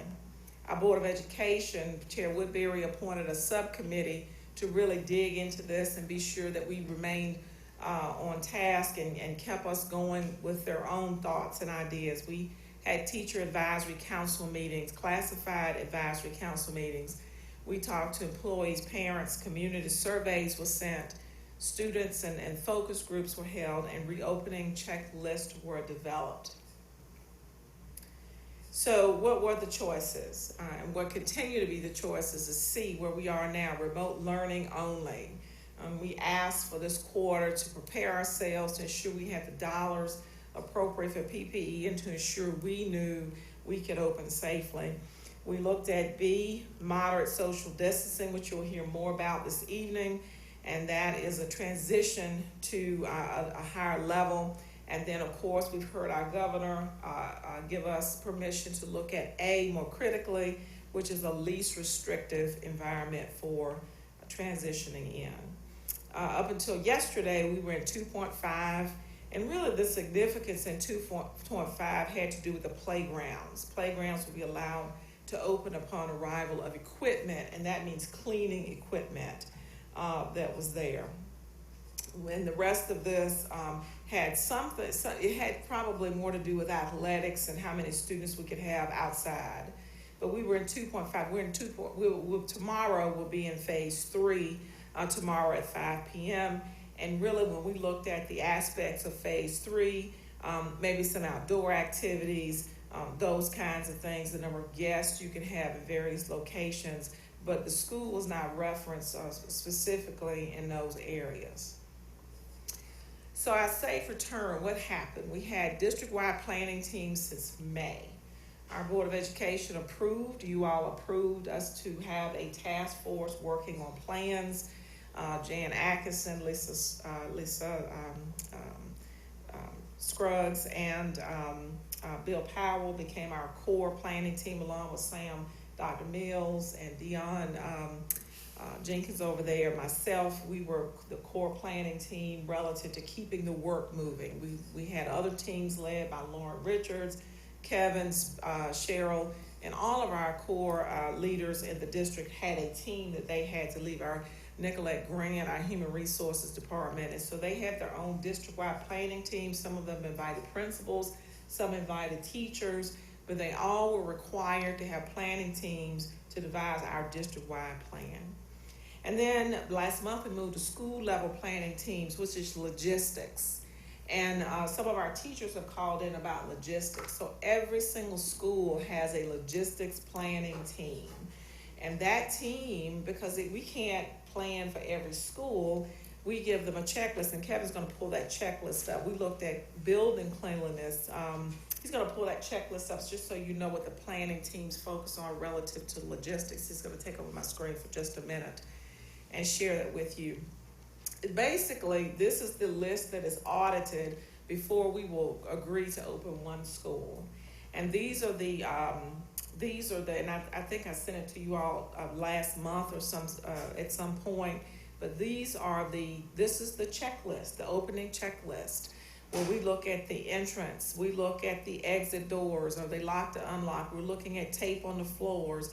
We're looking at, do you have your 3 signs about wear your mask, be sure you socially distance and wash your hands, keep your distance. We are looking at adequate number of screening teams. They must have an adequate number of screening teams before they go in. The hand sanitizer available, the alcohol swabs. If you go up, the infrared thermometer is available. Collection, container for attestation forms, directional stickers, hallways and common areas. All of the little details, plexiglass shields installed in central desk areas, hand sanitizers available at the front office, and we can keep going and going and going. So these are kinds of logistical things that we take care of because we take student safety very serious. Teachers will have PPE. It was $500,000 given to us, or not given to us, but we received $500,000 for special education PPE. Some PPE we cannot receive until we vote to go from Plan C to another plan, okay? So that will not happen until that time. But every Wednesday, Deputy Superintendent Tricia McManus and the area superintendents hold a conference with principals to walk through all of the logistical checklists, and Darryl Walker and Lauren Richards will lead a plan to audit those checklists before we walk back in the building, and those audits are due to my office daily as they complete them. And so as we've gone through this, we know that staff and teachers must wear masks. The Board of Education did approve a policy, just as a reminder, for student masks, and that's a part of the code of conduct with discipline consequences. And we passed the policy for staff and employees, and that also carries the weight of advisement to possible dismissal. So there are severe consequences. We looked at the best practices. We actually participated in a national collaboration through Harvard with Gwinnett County, Cincinnati, looking at best practices for reopening. We participated in P-TECH, which is our triad schools. Although they're smaller schools, they have great ideas. We participated with large district, as Chair Woodbury learned today. We meet twice a week at 7 a.m. until we stop planning. And so there's been no small effort, and I'm proud of the executive team because they have job-alike meetings.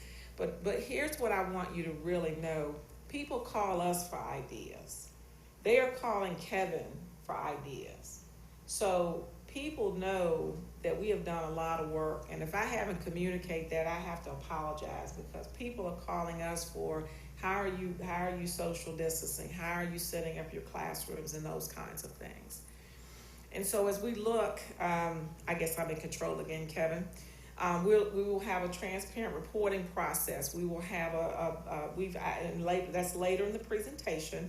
We'll have a dashboard where you can see every day the positive identifications of teachers and staff in the building, and then those that have been quarantined. and so forth and so on. And we've had a pretty robust campaign. If you go to our Safe Return website, we have how-to videos. We've started podcasts, informational sessions so parents know what's going on, and staff identified to follow up if a person fails an entry screen. I remember the first Sunday after we had done our screening for the week, Dion Jenkins called me and said somebody's checked the wrong box for the screening. And so we had to go through every single person and email and say, you checked no when you should, and so we actually go through that and when we have teachers check no to the wrong box or to a box that yes, I've had tested positive, or yes, we follow up with them. And that's not always in every school district. We also have an opening manual that will be published depending on the vote this evening, an opening manual that has been put together by our team. And again, staff training videos are out there on our website. All you have to do is go to Our Safe Return, and Brent has posted those along with Chris Runge and Zach. We have school facilities audits that are due by the 7th, and I showed you the checklist, and those are due to me by the 7th. And transportation residential, this started because we needed to know how many kids were going to request transportation so we could plan properly. When I came to you in July, there was some concern about budgetary needs. We just didn't have the money to do these things, but we've since received additional CARES dollars, so we are actually hiring additional school health professionals or nurses to help us with our contact tracing and with our isolation rooms, and simply to be available for principals. We have additional bus supervision that we have also budgeted for, because bus drivers need to have some support as they collect those attestation forms and as they screen children as they get on. And we also have the appropriate daily cleaning of all buildings. We do have the appropriate sanitation. We have the budget for it. You all approved the CARES budget. We feel comfortable about what we have in there. And when I hear people say, well, on a regular basis, there's no soap in the restrooms, well, I can guarantee you we have so much soap now, it's probably silly. So we have soap, okay? So what I promised Chair Woodbury I would do is I would pause after the student section, pause after the teacher section, pause after the next section, if that's okay. So my proposal is Plan B, and our team grades pre-K through 12, considering vision, mission, objectives. And so as we look at what we've considered, just so you know, we've considered safe and healthy protocols, and we've looked at social distancing to be sure that we could do this, and we've actually recommended certain numbers of students in buildings. And as you heard Dr. Ohl, it's about social distancing and masking. We looked at the size of the building, the number of classrooms, the number of students in the building, the layout of the building. I'm exhausted with plans and plans and plans of classrooms, and we have looked at every single thing, passing in the hallways, how many students can go in and exit, how many students can be screened at one time. We've looked at parent pickup, parent drop-off, looking at the numbers of cars that could be on a campus at one time. We've, to an exhaustive level, looked at food services, how we could get children meals throughout the week, plus how we can continue to deliver in the community. And we've also looked at options for virtual versus in-person. So what are the options for my proposed Plan B? One is for children to remain on the virtual academy with synchronous instruction. If they're in the virtual academy and they're happy, we want them to remain there. We also want to provide our students in person by cohort combined with remote learning. Now, what does that mean? That means that if children so desire to attend in person based on the cohort model, we'd like to give them that opportunity with your permission. That would be combined for children who are enrolled in a school, and we've changed this because we've heard it from our parents and from you all as board members. It said, if a child is enrolled at Meadowlark and I really don't want to go in person, I would still like that remote learning option. So this camera that you see here will give us that option for children to do that. And so we will send preference forms home to students so they can either they can go face-to-face, or they can elect to be remote. Now, some teachers will have to learn how to use this technology. So remote for a while might be recorded lessons and packets until they learn how to use the technology. But we feel comfortable that in the next few weeks, teachers will learn how to allow children to remain remote if they so desire and remain in their schools. So we will send preference homes, depending on your vote, to parents on Monday, and they will have to elect. We also know that that will reduce the numbers of students in classrooms. So if a teacher has split a class A-B cohort and we find that only 12 of them want to participate, then maybe we can offer them instruction every day versus 2 days per week. But we have to see how the preference forms go. And then we also have remote learning from home, which may include, again, synchronous or video recorded lessons. Now, I want to note for high school. High school is different because high school, we did not open a virtual academy. A virtual academy is in existence for grades K through 8. And there are 3,600 students in that academy. We had 1,600 high school students with courses that they wanted: Latin, German, drama, dance, everything you can imagine.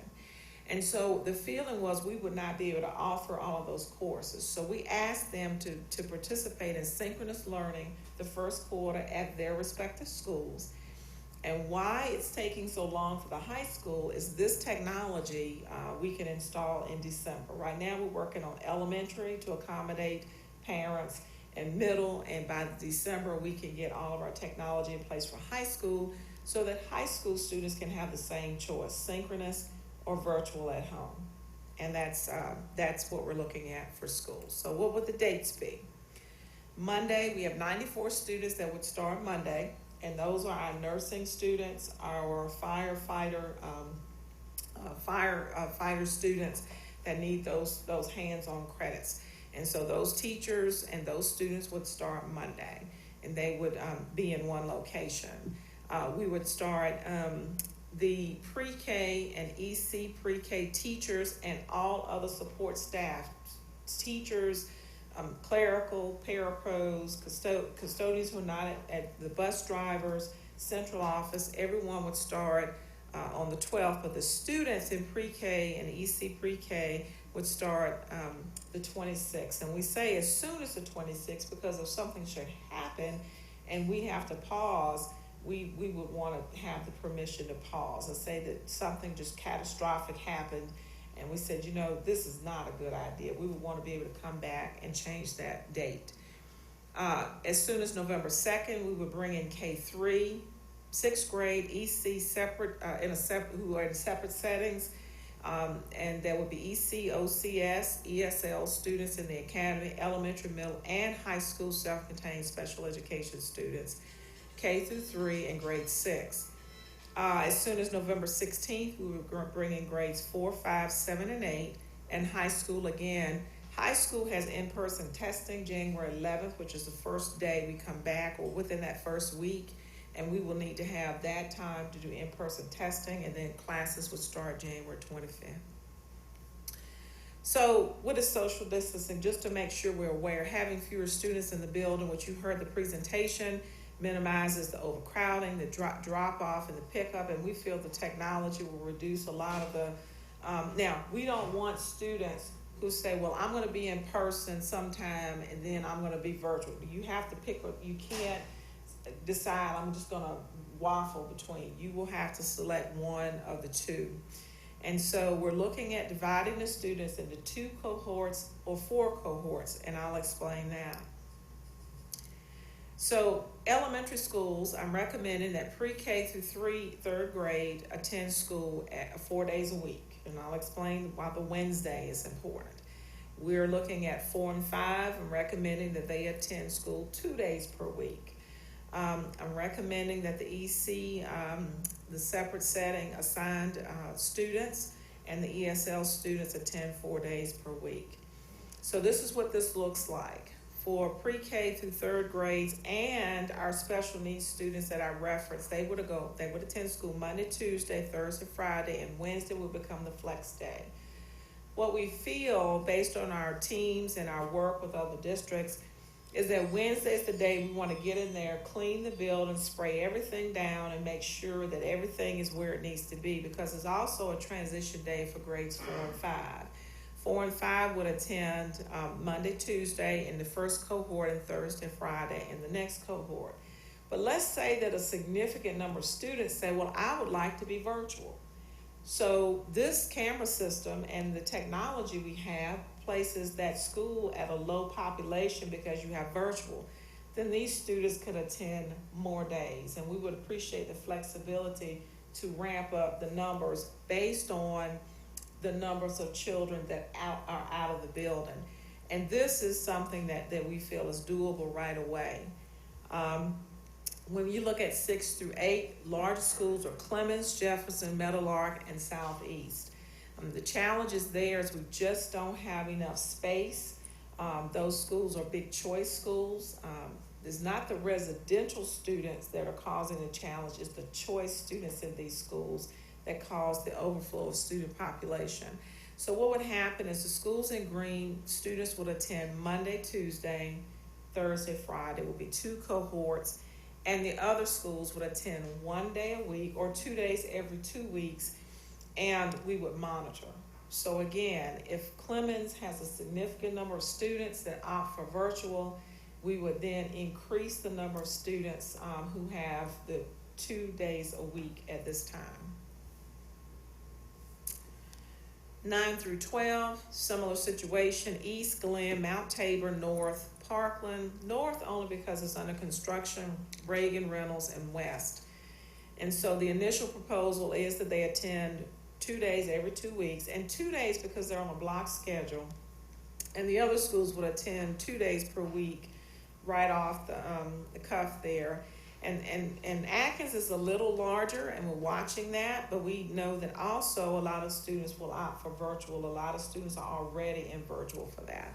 So what I'd like to propose is that we adopt this number, and then we send out the preference form, see what children are going to stay home, what children want virtual, and I think that'll help us with the numbers. But it can't be back and forth. It cannot be back and forth. We also had a good idea from, I think, Board Member Crowley, was to how could we use the Career Center to reduce some numbers, and we'll have time to look at that.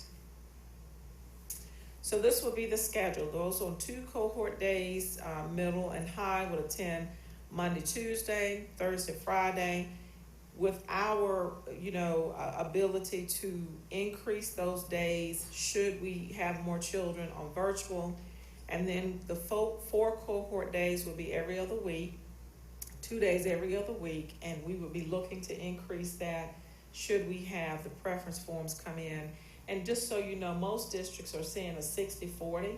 They're actually seeing about 40% of their students opt for virtual out of the traditional schools. So we feel that our students will have a similar response. So I'll pause there and see if you have any questions for the student section. Dr. Harrison, have we thought about, I heard a couple parents mention that they had kids in middle school where they could be in the 4 cohort, and they asked about switching enrollment to a school with, switching from Clemens to, Haynes, so that they could get 2 days a week. Mm-hmm. That would be fun. So people can switch schools if they Just want. So we don't overcrowd. That's what I'm worried. But yeah, so there's a jumping. certain number that we could accommodate, but we would welcome that. Okay, great. Mm-hmm. Yes, I just want to, first of all, thank all of the students and the parents and the educators for all of your emails, all of your phone calls. We welcome it. That's who we are. We are your elected officials. And just keep them coming, because that's how we know what you're thinking, and that's how we can make some good decisions. So I want to thank you all for all of that. And I've really, even though I haven't been able to respond to every single one of them, I have pretty much read every one, and I intend to, but I just really appreciate that. And I want to just also comment that Board Member Crawley and I, we went to Davie County and Stokes County because we really wanted to see if this could work. We really, we're trying to do all of our homework, And so we attended a high school in Davie and an elementary school in Stokes County, and by golly, it was working, and we were really impressed. And the kids were wearing their masks, and we spoke with administration, and they said, one of the key things here is we've got to have transparency. We've got to communicate with the teachers, parents. We've got to move in such a way that we can make changes if necessary. And it took a little while, but I was just thrilled to see that it is possible. So I was really excited about that. And Dr. Hairston, you had mentioned to me about high school, because we had received a lot of questions about, well, how come we're not going to start till January? And you had mentioned about, because we were in Plan C and some of the larger metropolitan areas that also were in Plan C, we're not able to get the swivel cameras in time, and so we're still waiting for that, and that's one of the reasons. Can you elaborate on that a little bit? So it's not swivel, but it's the it's the technology we'll use to create a virtual environment. And so what'll happen when the teachers come in, we have to first train over 1,000 teachers. We have over 1,000 high school teachers. We're emphasizing right now. Kevin he will finish up the elementary schools October 16th. We will then move to the middle schools November 2nd through the 30th, and then December we'll have high schools. So we had 1,600 high school students register for virtual. We could not accommodate them if we brought the teachers back in December. So students need to come back when we're able to offer the 1,600 students the virtual, and we'll have all of that ready in January. Okay? Did that answer? Yeah. Okay, thank you. Could you go over again a little more on our transportation? I have a presentation, a whole section. Good, okay, because I'm looking at where I've gotten a lot of mail, and if we could do that, and I know I didn't know you were going to, when you were going to, but I thank you. Okay. Dr. Harris, I don't mean to interrupt, but I cannot see whether other board members coming in virtually have their hands up. So Kevin, could you let me know if? Oh, Ms. Bird, I'm sorry. Mm-hmm. If you would just let me know.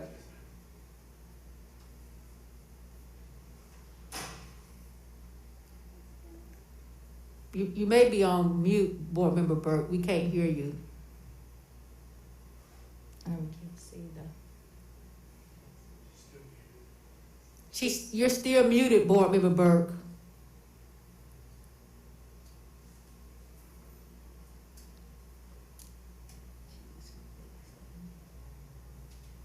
Is she still muted? Yes,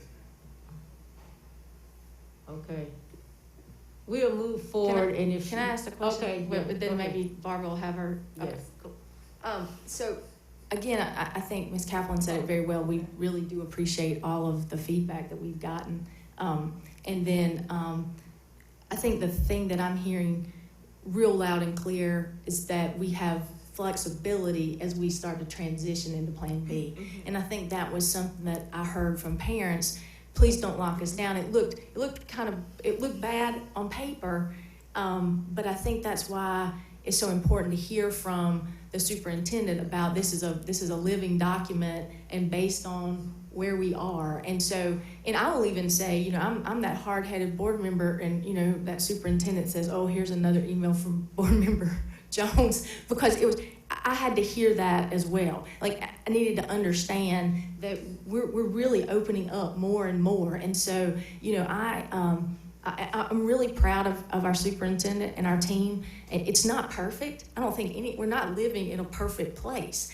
But I will tell you, every time that I have asked for something or clarifying something, and sometimes, again, it takes me a while to grab it, but that they have worked to make us see that. And I think I'm seeing you all in the room starting to nod like, okay, we're seeing that we're being heard, and we're trying to do this, and we're also trying to do it in a safe way and being very intentional. So I thank you for doing that. And really tonight, I think hearing from you and going through this is really opening up for our parents to really, our community to really see what this looks like. So I just want to go on the record as saying that it's not perfect, but boy, I feel like we are in a really good place. And I will say, knowing folks at the state level that they really do look to our team here so we have a good group of people, and I feel comfortable where we're heading. So just again, thank you. Thank you, Ms. Jones. Okay, so with the employees, wanted to go over their start dates. Again, Mr. Sherman has worked with the teachers starting on Monday, just to give them a heads up in case you all vote for B, that Monday will be their first day. And they really wanted to start before Monday, but we wanted to make sure we had your support. Teachers for the other and support staff would return on the 12th. And then, and a part of the reason for bringing them back in transitions is that some teachers and employees will have requests for leave and requests for different things, and HR could be overwhelmed if we just brought everybody back at one time. So we want to be able to help with those requests and make sure we can place people appropriately. And of course, the high school teachers will come back November 30th so that we could train them on the technology and have them in the facility as we move. And you'll see testing again in person January 11th, and again instruction the 25th. So what type of support exists for employees? Again, when we had this survey in July, a lot of teachers and employees felt like that was my document to say I needed support. What really wasn't. It was just to give us a heads up, you might need support. You have to fill out a more detailed request for support. We also have an employee assistance program, which had for a long time, to help with those that have mental and emotional needs, and some people have been referred for those needs. Employees with medical conditions that prevent them from returning to work will contact Brenda Bourne or Kim Bazula. And those ladies are already working with some employees on strategies for leave or return to work. So there is a process in place, but they start with their principal.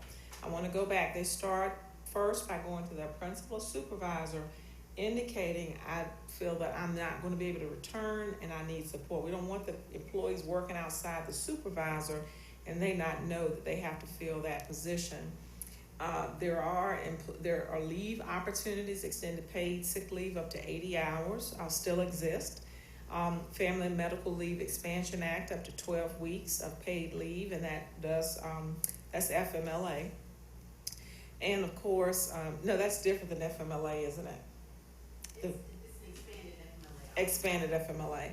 But this does expire December 31st, and employees should contact HR if they want to explore leave options, depending on your vote. So reopening.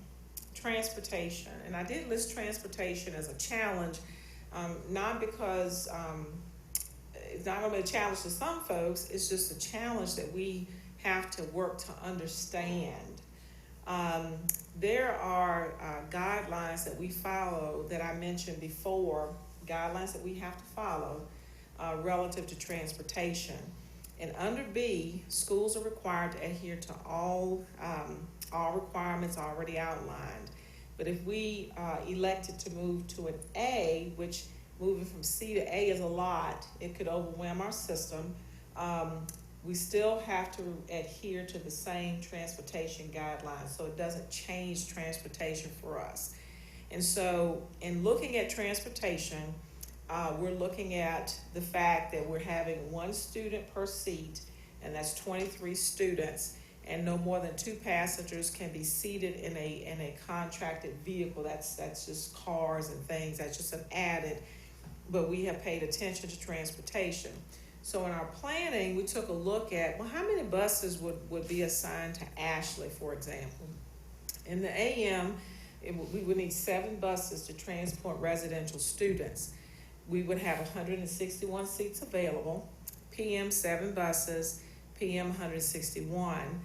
AM number of cars, 213, and primarily what we're saying is that if one student was in each car, that would be 213 cars, we have to run through that school. And you know, Ashley, there's no room for that.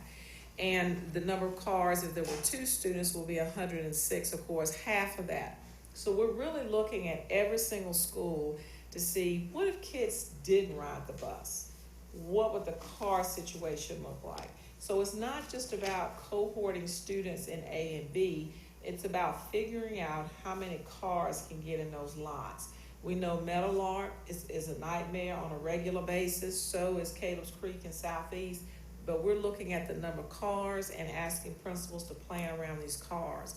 So what happens with residential students? Residential students, we're routing for residential students. Residential students have an opportunity to register for transportation. But again, if they don't need transportation or they're not taking advantage of transportation, that opens us up for more opportunities. But we will not know that until we get those registration forms.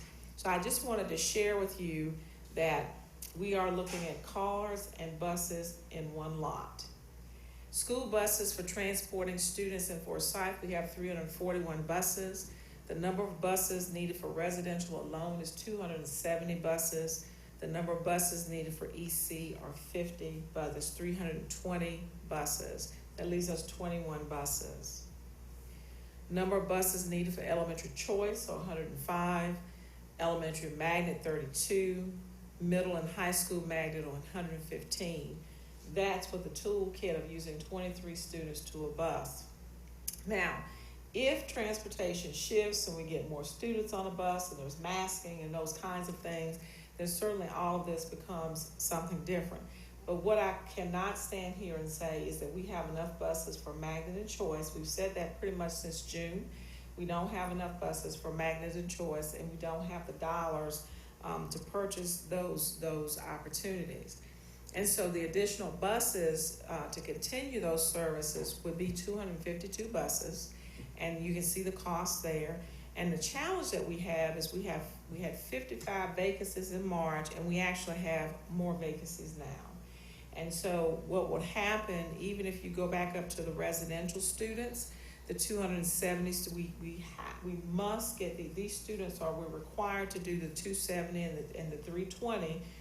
If we're absent a bus driver without a sub, we have to double route the kids. And since we can't just double route them like we normally would, just pick up 2 routes at a time, we have to loop back around and pick up those children.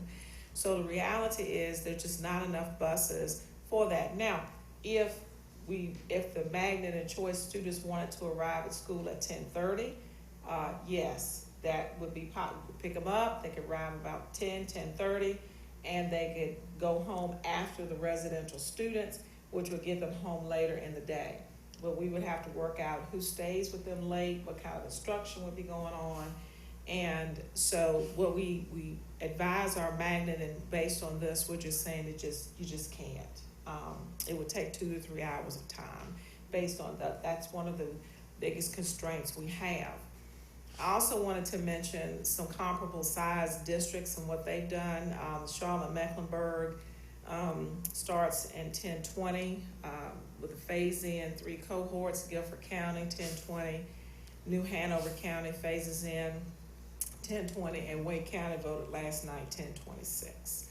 Cumberland County and Durham, the superintendent did recommend Plan B, by the way, for Cumberland.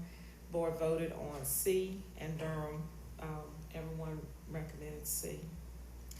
I wanted to mention some of the high school students. High school students in New Hanover starts Tuesday. Charlotte-Mecklenburg, December 14th. They're actually bringing students in for testing in December. January 20th, Wake is January. Cumberland, of course, and Durham to be determined at the end. So that's, before I go into contact tracing, I wanted to stop and answer any questions you might have for employees or for transportation. On the transportation, you were just talking about the students that would, have to stay later, for the other round of buses.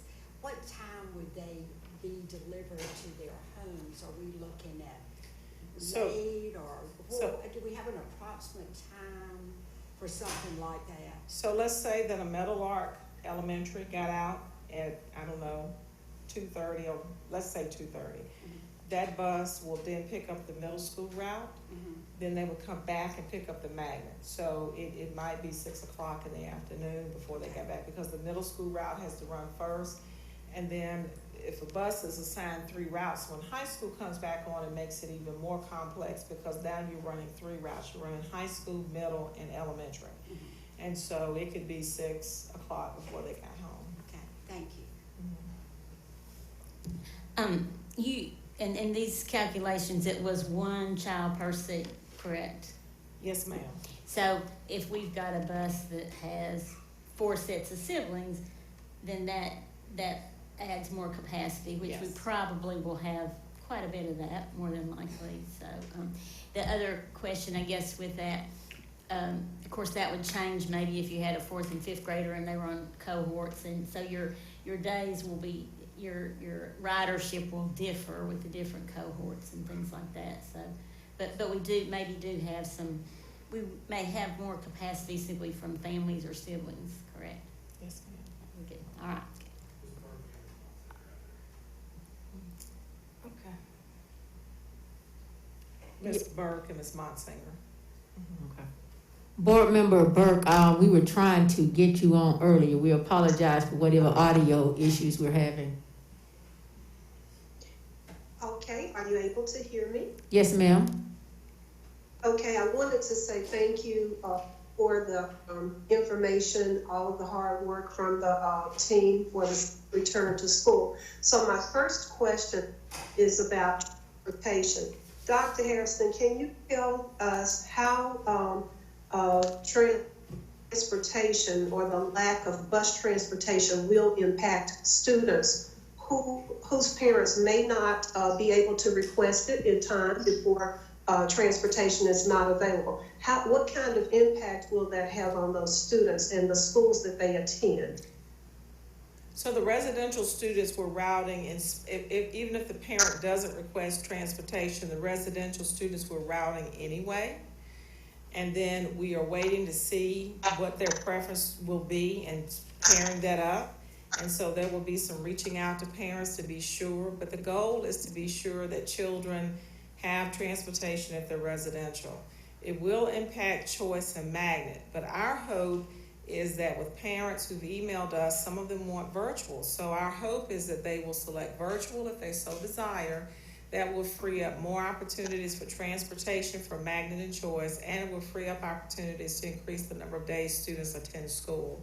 So right now, those are almost guarantees if you're residential. If you're magnet or choice, there's no guarantee at this point under this plan.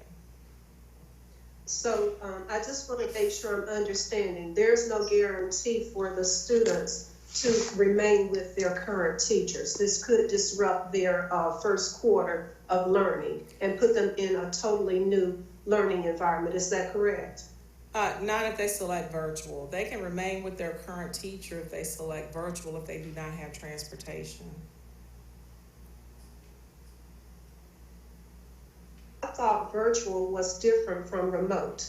Remote is the third option, is Plan C. And then we have Virtual Academy, which is totally separate.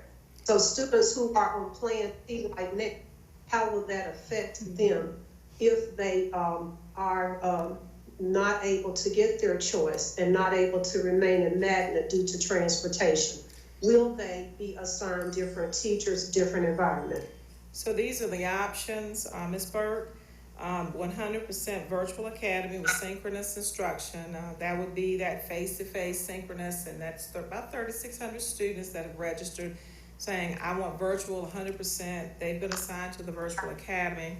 The next option is in-person by cohort combined with remote learning. So if I'm at a school and we'll send the, pending you all's vote, we would send out preference forms on Monday. So if I'm at, let's say I'm at, I don't know, Petrie, and I decide that I am a choice student, my 5th grade teacher, I'm still with my teacher synchronous-wise. When the teacher moves back on site, if I do not have transportation, I have a remote option with that teacher. So that was a change in our process. Okay, I just want to make sure that our students will be able to remain with their same teacher and at their same school, assigned school, no matter what. Yes, ma'am. My second question, again, I know that a lot of hard work has gone into this plan, and I know that you already covered the options thoroughly, and you did mention the option for teachers. Can you go back and clarify the option that you gave teachers for me? Yes, ma'am. So the teachers, one is to, to go to work, to report to the school, which a lot of our teachers are reporting and staff members are reporting right now. The other option would be they would apply for leave. They could apply for leave under the extended leave process or through the Americans with Disabilities Act for accommodations. They could take extended leave. They could take family and medical leave expansion under the Expansion Act, up to 12 weeks, but that does expire December 31st. And how many teachers have applied for any of these leave options? So when we did the survey in July, a lot of them just filled out the forms, but official forms that have been filled out is close to 100. And those are in the process of being, they have to meet with each of those individual staff members to see if they qualify. But what has to happen, really, a lot of people are waiting to see what the vote will be before they really complete the process, because there's some documentation that teachers need to provide in order to qualify for these leave options. Okay, and I heard you say that this is data from July. Again, have we given any consideration to providing a survey at this point in time, because our situation has changed a lot since July?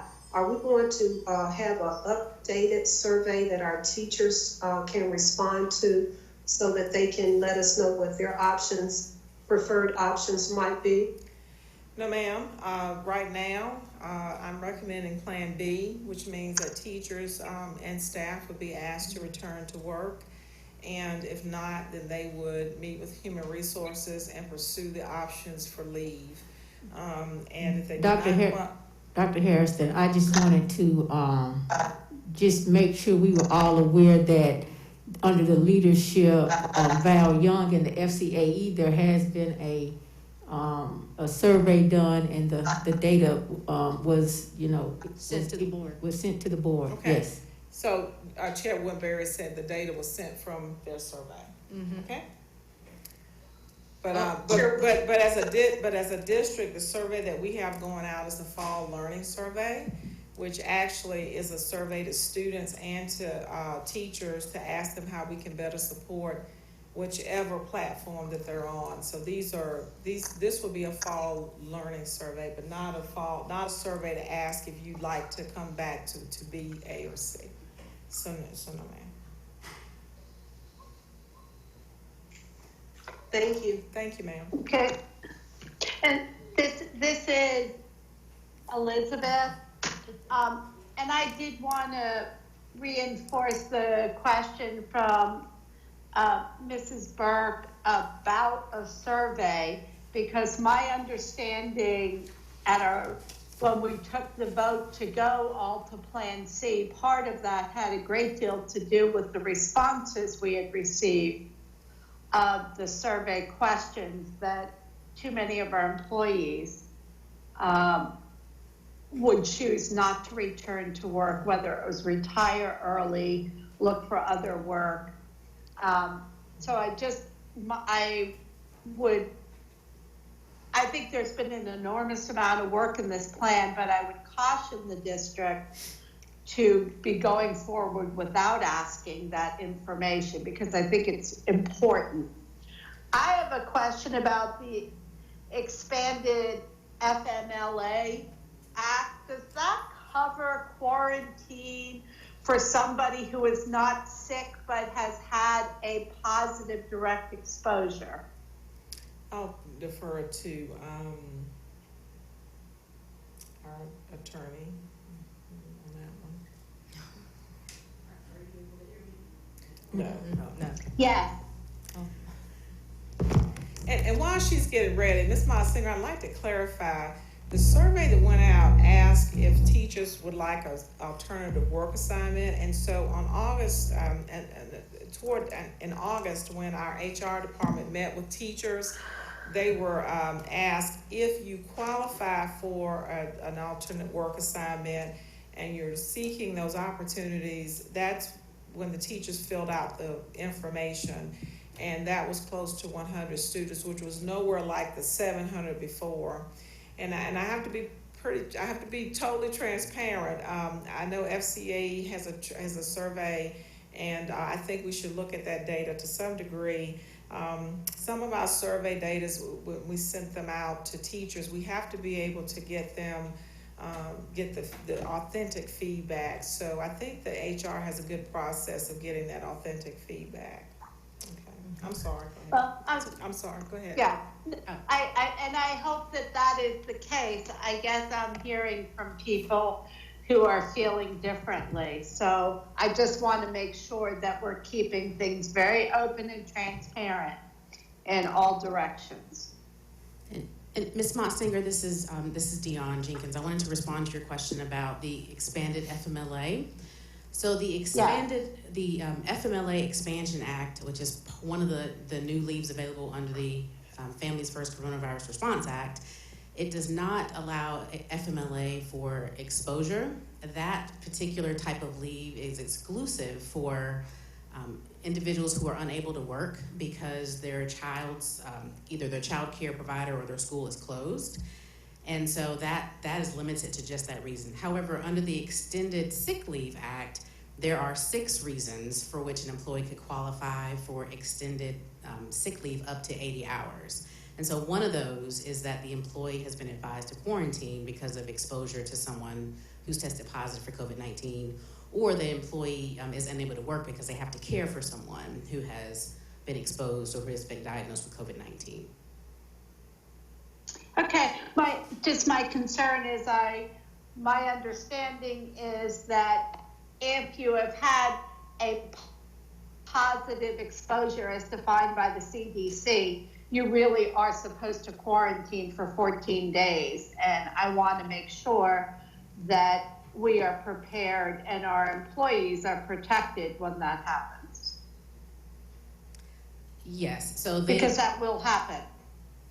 So if an employee is advised to quarantine because of exposure, they do have the option, if it's appropriate for their work, to telework during that time. So they're not required to take leave unless for some reason they're not able to telework during that time period. So what would happen to your classroom if you're a second grade teacher and you had a positive exposure that your whole classroom did not have? I mean, if you're a teacher and your whole class has to quarantine for 14 days, then I suppose it's not as big an issue. So if we could, we have a section on contact tracing, Ms. Monsinger, if we could. So we'll be covering that later in this presentation? Yes, ma'am. Yes, ma'am. Okay, thank you. Board Member Jones. Thank you, Chair Woodbury. So I just had a question around the transportation. We've been asked from parents, will transportation be provided for after school care? Yes. Okay, because I think that they just need some clarity on that. So if they took a bus from their elementary school and were dropped off at a YMCA, yes, that will continue to happen. Yes, ma'am, and that was an adjustment that Chris was able to work out, and I apologize for not adding that, but yes, after school care will be added, yes. Wonderful, and then just one other clarifying question. So I know we had the guidelines for transportation for elementary students. So the governor has only opened up Plan A for that elementary piece, but am I correct in saying that, because this took me a while to grasp, so am I correct in saying that the transportation though, how many numbers are on a bus, that's the same for either Plan A or Plan B? It's the same. It's the same, okay. Because I think that it's good for our community to understand that some of those limitations are still there, and that's completely out of our control, and that's controlled by the governor. Thank you. Yes, ma'am, still the same. Oh, Board Member Crawley. thank you. Okay, I have a couple questions. One, just to clarify, with the schedule that talks about when teachers are coming back into the buildings, is it fair to say a lot of teachers are already in the buildings? Yes, they Okay. are. Okay. Well, it depends on the school now. I've gone to schools where just about the whole staff is there, and I've gone to where there are 2 or 3, so it really is school. So it varies, okay. And I've heard from some testing coordinators and high school principals that are concerned about administering the testing in January for high school students, especially given that people haven't been in the building. Yeah, we have concerns too, but that's in North Carolina statute, so there's not really, the legislators chose not to address it, and so it's a requirement by law. Okay, and then my last question is, I'm very concerned about the K-3 teachers who would be coming back to work 4 days a week who might have children in the older grades. So typically their childcare is school. So if we don't have school for those, what do we have a plan? So we've asked our principals to come up with a central location for staff members' children. So if you have a student, we did not talk about age appropriateness, but I'll have to get back with you on that. But we did ask them to have a central location like the media center, and the teachers will work out a rotation of social distancing and watching those children who are online. And that included our bus drivers and our custodians and our cafeteria staff. So was it just exclusive to teachers?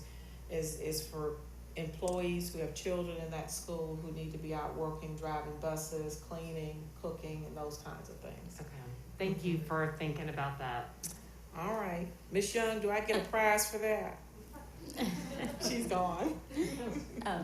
Dr. Harrison, Dr. Harrison, I have one quick question. I'm sorry. We've heard a whole lot from teachers and being in elementary, and teacher myself, manipulatives, and the room's going to look real different, and all those kinds of things. And I do know we can use, beans and things like that for manipulatives. But do we have? Is it up to each school to figure those things out? And will we have? Do we have funds to buy certain things, like maybe little crates and boxes that each individual child keeps all their personal manipulatives or things that they need to do education? You want to address that, Lauren? With, I know there are ways that we can do that. It won't look the very same, but I think we can have some of those things. But yeah, she's been doing a lot of training with Tricia McManus on this. I'll ask Lauren Richards to address that. So a lot of teachers have asked about manipulatives, and the guidance that we have been giving them is, just like you said, small containers. There are a lot of different things that are a hard surface that can be disinfected. The container can be disinfected. And so what we've advised them to do is assign a crate either by a child or by an activity, and they can rotate that item on a weekly basis, a monthly basis, or a quarterly basis, so long as they have that disinfecting process in between so they can clean all those manipulatives. Excuse me. Some teachers have elected to do a quarantine for the containers. Mm-hmm. So they make a set of containers, they'll sit them off to the side for 14 days, and then they have another set of containers. So we've given them some of that flexibility, but as long as they're either quarantined or they're disinfected, they would be able to kind of share those in that process. And books, that was my other question. It's kind of my understanding. I mean, I know the teacher that I volunteer with, she's got enough books that you could, like you say, you could quarantine or rotate them. And so, there was a big concern about not having been able to use any books, but do we have a process for that? Yeah, so a lot of the guidance in CDC speaks to the cross-contamination not necessarily being on paper items, but we are asking them to be very mindful of that. Most of the guidance that we are following is kind of that quarantine process. Give it a few days to kind of sit off to the side before another child uses it. Asking the teachers to be very visual in the classrooms about the child's use of the book. We know for the younger grades, the students may tend to touch their face or other things and transfer things onto those books. And so there may be certain books that they need to assign specific to a child and keep it that way. And so we're really just trying to monitor some of that. And I know Nicolette Grant and our media coordinators are definitely looking into those methods as well. Deanna Kaplan, I noticed on our tour of Stokes County School, they were using everything, but Marilyn, I thought of you because I saw a lot of bottles of the bleach solution that they have in preschools, and they just kept constantly spraying and wiping everything, and then they just set it over to the side. But they had manipulatives, they had art supplies. I mean, I know some people's fear was going back and Plan B was going to be very sterile and not look anything like what their kids would expect school to look like, and that just was not our experience anywhere we went. But there were definitely protocols and the supplies in place to make all that happen. Yes, and we ordered spray bottles for every single classroom, for our break rooms and our front offices. So it's not just the custodial staff in the schools that you're going to see with that product. Our custodial staff, our facility specialists are working on training videos. They're actually recording them tomorrow with our media staff so that we can show them how to properly hit high-touch surfaces. What is a high-touch surface? And so teachers will have the ability in their classrooms to hit whatever surface they need to during their classroom time. And then your custodial staff will be coming in to do a more thorough spraying and hit heavier surfaces, but they're going to have what they need at any point throughout the day if they see an item that they need to kind of take out of a rotation and stop contacting. I'm starting to say we're having a yucky bucket, which anything that has been really touched goes in that bucket, and then at the end of the day it's bleached and it's disinfected in a certain way and dried. So yeah. This is Elizabeth. Is this an okay time to ask a question? Yes, ma'am. Yes, ma'am. Okay. My concern actually is much more about ventilation than fomites, because the science is not, it's really not objects as much as ventilation. This seems to be very airborne. And my understanding is that many of our schools have real ventilation issues. And while you can be trying, bleaching desk surfaces, if it's really airborne, I'm confused how we're addressing the major way this gets transmitted. So the last board meeting, there was capital projects approved, and part of that was to address some of the schools that did not have good ventilation. Brent's here and Lauren's here. Did y'all want to address the ventilation, either one, how we'll deal with that? Most of our schools, there's been an assessment. They've ensured that most of our schools have ventilation, but those that didn't, we are in the process of a purchase, or we've done the purchase. So you talk about that. Yes, ma'am. Brent Teague, by the way, is our executive director for facilities. Thank you. So the schools that we presented to you last meeting were underway. They're actually being installed already. They're working through the weekend. It looks like all of those schools will be taken care of before October the 19th. And the name of the system, Brent, again? It's bipolar ionization. Bipolar ionization, yes. So it basically sanitizes the air. It's just a constant sanitation. Case studies have shown in other school systems that it knocks the germ count in half. So it's a good system. The other schools that we haven't put that in yet, we've extended the run hours on the HVAC system, and we're keeping a check on our ERVs, which bring fresh air into the building, and our air filters as well. Thank you, Brent.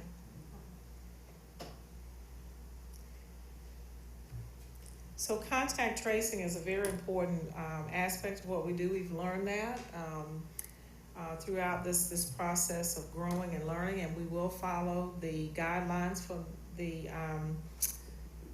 health department relative to contact tracing. And I did want you to know that they work with us currently on contact tracing. Close contact is defined as being physically exposed within 6 feet of another person for 15 minutes or more, with or without a face covering. And so if a student or employee has been determined to have been in close contact with someone diagnosed with COVID, and we have that already. We do contact tracing. We have that every day happen. They must remain out of school or work for 14 days. If the person is not positive with symptoms, They can telework and continue working. The students would more than likely be one of two things. They would remain home for that period of time and go back to synchronous learning, or we would assign someone, a substitute, to be in the classroom while the students went on virtual and continued the work. But we don't intend, if the teacher is ill and has symptoms, we certainly don't expect them to telework or teach. We would have substitutes or long-term substitutes paid for that. And HR is in the process of training, or they have trained those long-term substitutes. So there is a toolkit that provides us also the guidelines for school buses. We must clean school buses, high-touch surfaces. We have sprayers that we are using which monitor students, and we will be bringing on people to help with collecting the attestation forms for the bus drivers as they focus on driving the bus. This is pretty much a repeat here of, the things that we must do here for transportation. So I'll go here, contact tracing in schools. So in elementary schools, it's important that we cohort students. If we have 15 students to a teacher, it's very important that we be able to have those students with that teacher as much as possible. And anytime we can, have teachers rotate to the students so that we can focus on where the students have been and who they've, the contacts that they have made. And we realize that as we go through this process, more than likely we're going to have positive cases, more than likely we're going to have some exposure, and that does not mean the person is positive. We're careful with masking and social distancing. It is really a situation where the person is going to be fine. In middle school, we are working, the challenge we have in middle school that we're working with principals on are the encore classes, the band, the chorus, the music, and how they separate students. So they're working on a plan so that students can remain in their cohort while they're at schools. High schools are the most difficult, and I do want to bring that to everyone's attention. And while I know our high school students want to be in school several days, the more students you have in school over several days, the more likely you will have to close the entire school when there is some kind of positive testing. What do I mean? Students who report to math class, they don't go to teacher B for English class. They don't go to CTE as a cohort. They continue to mix. So all of these students start out in math class are marked by X. They may go to English class. Some of them may go to English class. The infected student might go from math to English. But now you're mixed with two other groups of students identified by Z. You change classes again. That Y student who's infected now is infecting or with a class of students who with X, Z, and another group of students who might be A. That same student may go to physical science, and now they're with only two of the students they started out with are they in class with. They're with one of the A students from a previous class and a whole nother group of B students. And so one infected student at the high school could potentially infect many, many more students. And we realize that they're the most difficult students to get to wear masks. They're very social. They want to hug and, all that. But we're going to have to really work with our high schoolers in December before they come back on expectations. Because what we have seen happen in high schools is one student, when they go through all of these classes, they touch so many other students, the whole cohort for the day has to close. You just cannot control who they've had access to.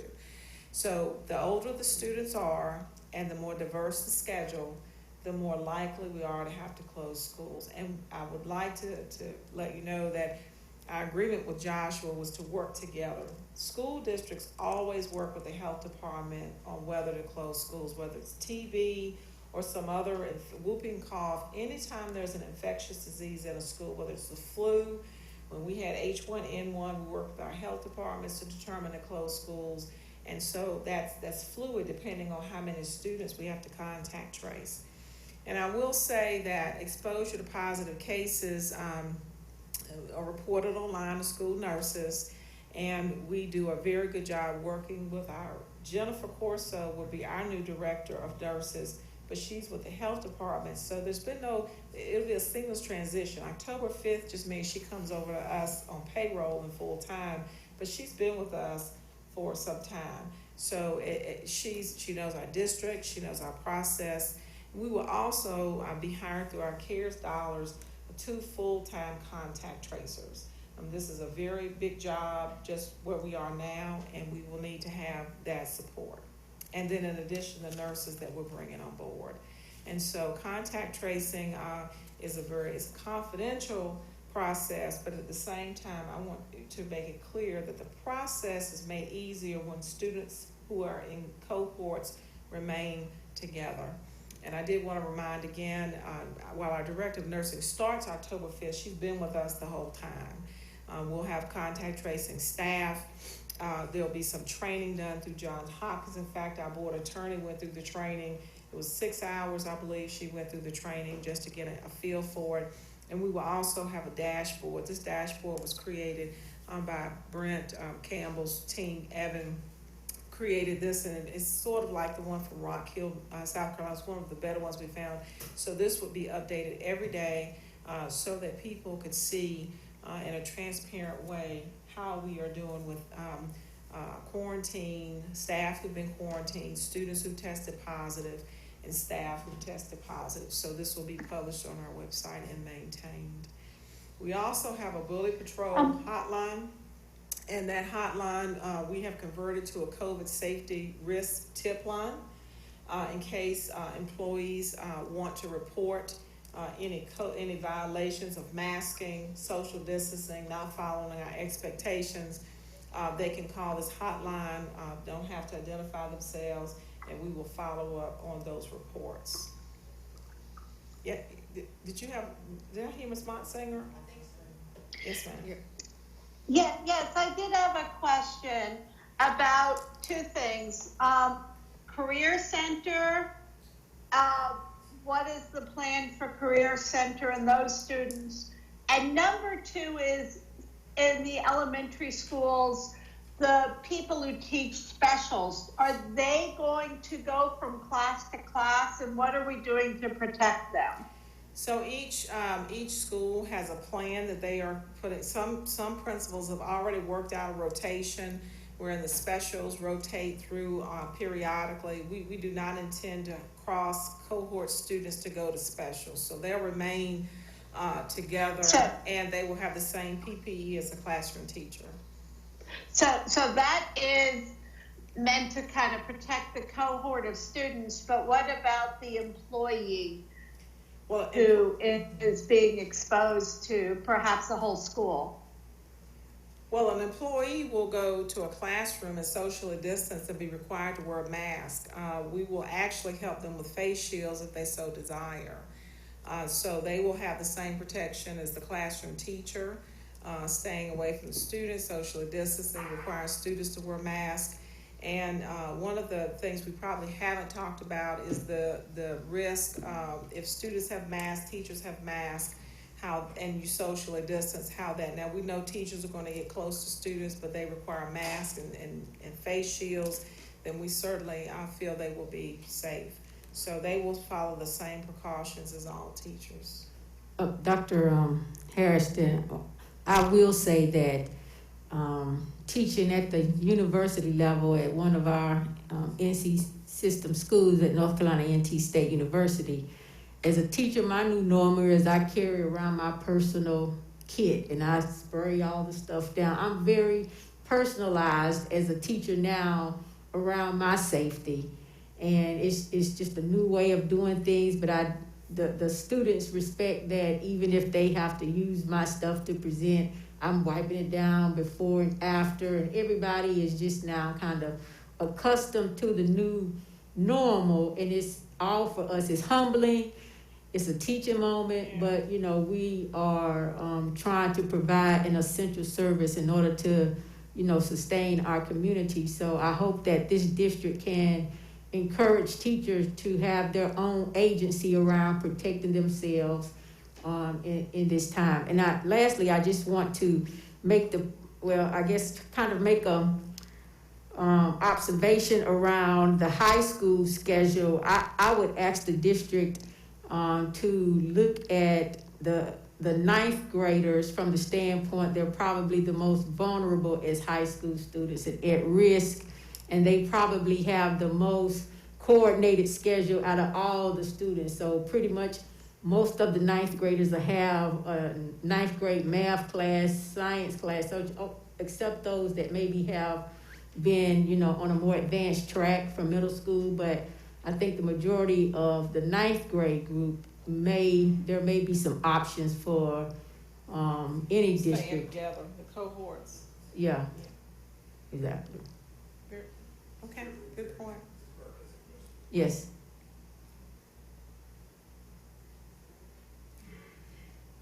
I did want to finish Ms. Montsinger's question, if that's okay. Yeah.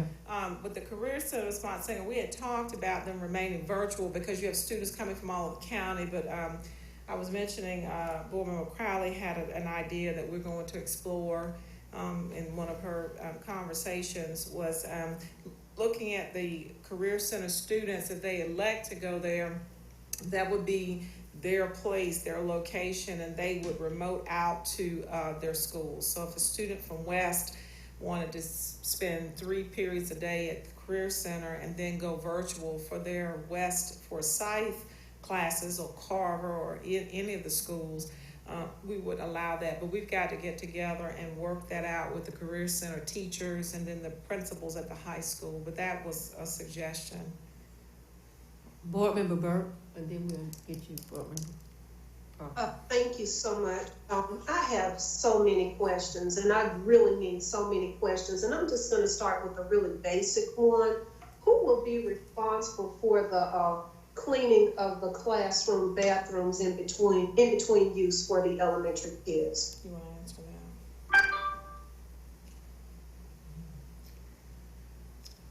So first and foremost, we're asking teachers to be mindful of monitoring the bathroom use for those younger grades that are in there, doing education with the students about hand hygiene and bathroom etiquette when they're using those spaces.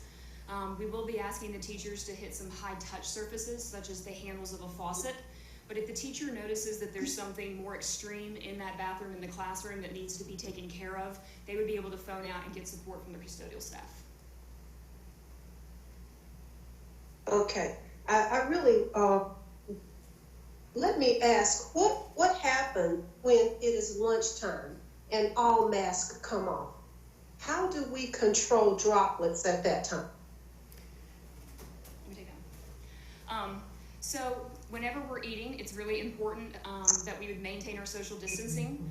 Students will most likely be going down to the cafeteria so that they have a few moments to kind of move their legs, maybe go to the bathroom, have some controlled movement within the school. They would get their food, they would come back to the classroom, they'd be masked that entire time. And then again, education from the teachers, communicating with the students that they remove their mask, set it off to the side, eat their meal, stay at their space, possibly work on something independent if they choose to do that, but it may be some free time. And then is monitoring those students so that as soon as they finish eating their meal, they're able to complete hand hygiene and replace that mask. So it will need to be controlled, but during that time period, masks will be off. So teachers will have a lot on them. Let me ask this question. The schools that have poor ventilation, I think we identified 11 schools. Are we really prepared to send our employees and our students back in those buildings at this time? And if we do, what do we know already will be the direct impact on their health? So we had Brent, he explained how we were going to handle the air quality in there. And what I can do is have him send that out to the full board. He can send that document to the full board on how we'll handle the air quality in those 11 schools.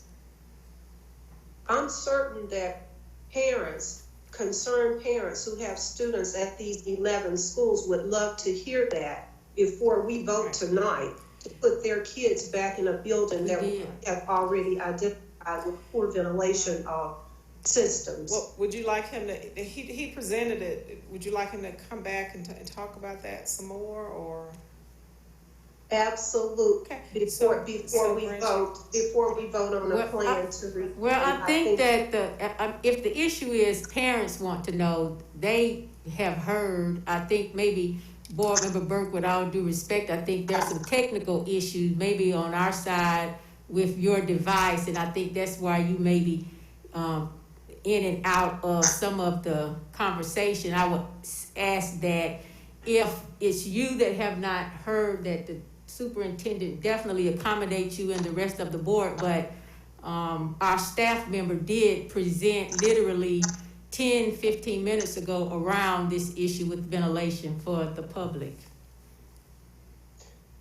Excuse me, Chair Woodbury, I did hear that. Okay. And I have received some emails since then, and so the response from, as far as parents are concerned who have emailed me, that response is not satisfactory. Okay, well, that's a different issue. Yeah. So, okay. Yeah, I'm in. I haven't missed anything. Okay, we just wanted to make sure. I wanted to go back to the question I had regarding the survey. Dr. Harrison, you did say that you have received a survey from FCAE, and you also referenced the survey that you all did in July for Forsyth County, and you said only about 100 employees indicated that they wanted another option. Well, over the last weeks, over the last month, I know we have received hundreds of emails, not 100, but hundreds of emails from fearful employees begging us to have empathy for them and give them some consideration. So again, I'd like to see the survey from FCAE, and I would like to see us survey our staff and really ask them only 2 questions. Option C, remain on remote learning, or option B, return face-to-face. Is that possible? So, Ms. Burke, you received you have it in your email, the FCAE survey. If you don't have it, we'll forward it to you. But the board members received the survey. And if the board elects to have a survey, that is not my recommendation. We're here to serve the public. We're here to serve children. If you would like to, as a board, have a survey, then a vote from the board will certainly get that done. Again, not my recommendation, but I am an employee of the board, so whatever you all decide. Okay? Thank you so much. So again, I want to make sure I'm understanding. It is up to this board to make a decision whether or not they want to hear from the employees. We can make that decision. Yes, ma'am. Okay, now let me go back to the 11 schools. I was interim. I heard everything. Can you please list those 11 schools or put them up on the screen? Well, the 11 schools are enclosed in the document you all received last month with the capital project. I can have Brent Teague send that to you. If that he can email that to you, or I can have Lisa email that to you all. Do we have anyone who can name those schools during this meeting? I don't think so, ma'am. I think we could probably get the document and email it to you. And we can put it up on the website or whatever for it. It's posted. Yeah, it's posted from last meeting. Yeah, exactly. It's posted. Thank you. It's posted. Okay, thank you. Oh, thank you. I think you all we have one question from Board Member Parker. Sorry. Oh, sorry. Sorry. Over with the new governors saying that it was more minimal in elementary schools, does that eliminate the overflow rooms we heard about initially? So no, ma'am. You mean the? Oh, yes, yes. Okay, because we had a lot of questions about the overflow rooms, and also there was we got some emails that talked about how children were still going to come to school, but they were just going to sit there on a computer in one class and not change classes. Is that I don't see that in this plan? That is not true, correct? Okay. That's not been in our plan. Now, some of the high schools principals talked about that as a way to cohort high school students, but that's not been in our plan. Okay, these were mainly, I think, middle schoolers that had this question. Okay, I just wanted to clear that up, so. Board Member Crowley. Thank you. I am concerned about our K through 3 teachers teaching live and virtual simultaneously. And I know some of them have teachers' assistants. Would there be a way to help, you know, what can we do to get them help so they can watch the kids that are in seats in front of them and also the faces on the screen and they're minding the bathroom? That's a principal decision. Okay.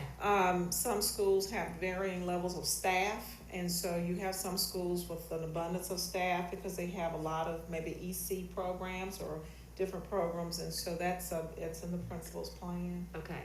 Thank you. And I do want to make a comment that, you know, the districts that we've talked to and teachers we've talked to in other districts, the most stressful thing has been teaching children in front of them and then having to either get off of their go handle students at home with packets and creating packets and things. So I think the system we have in place is going to really help them, but it's learning new technology.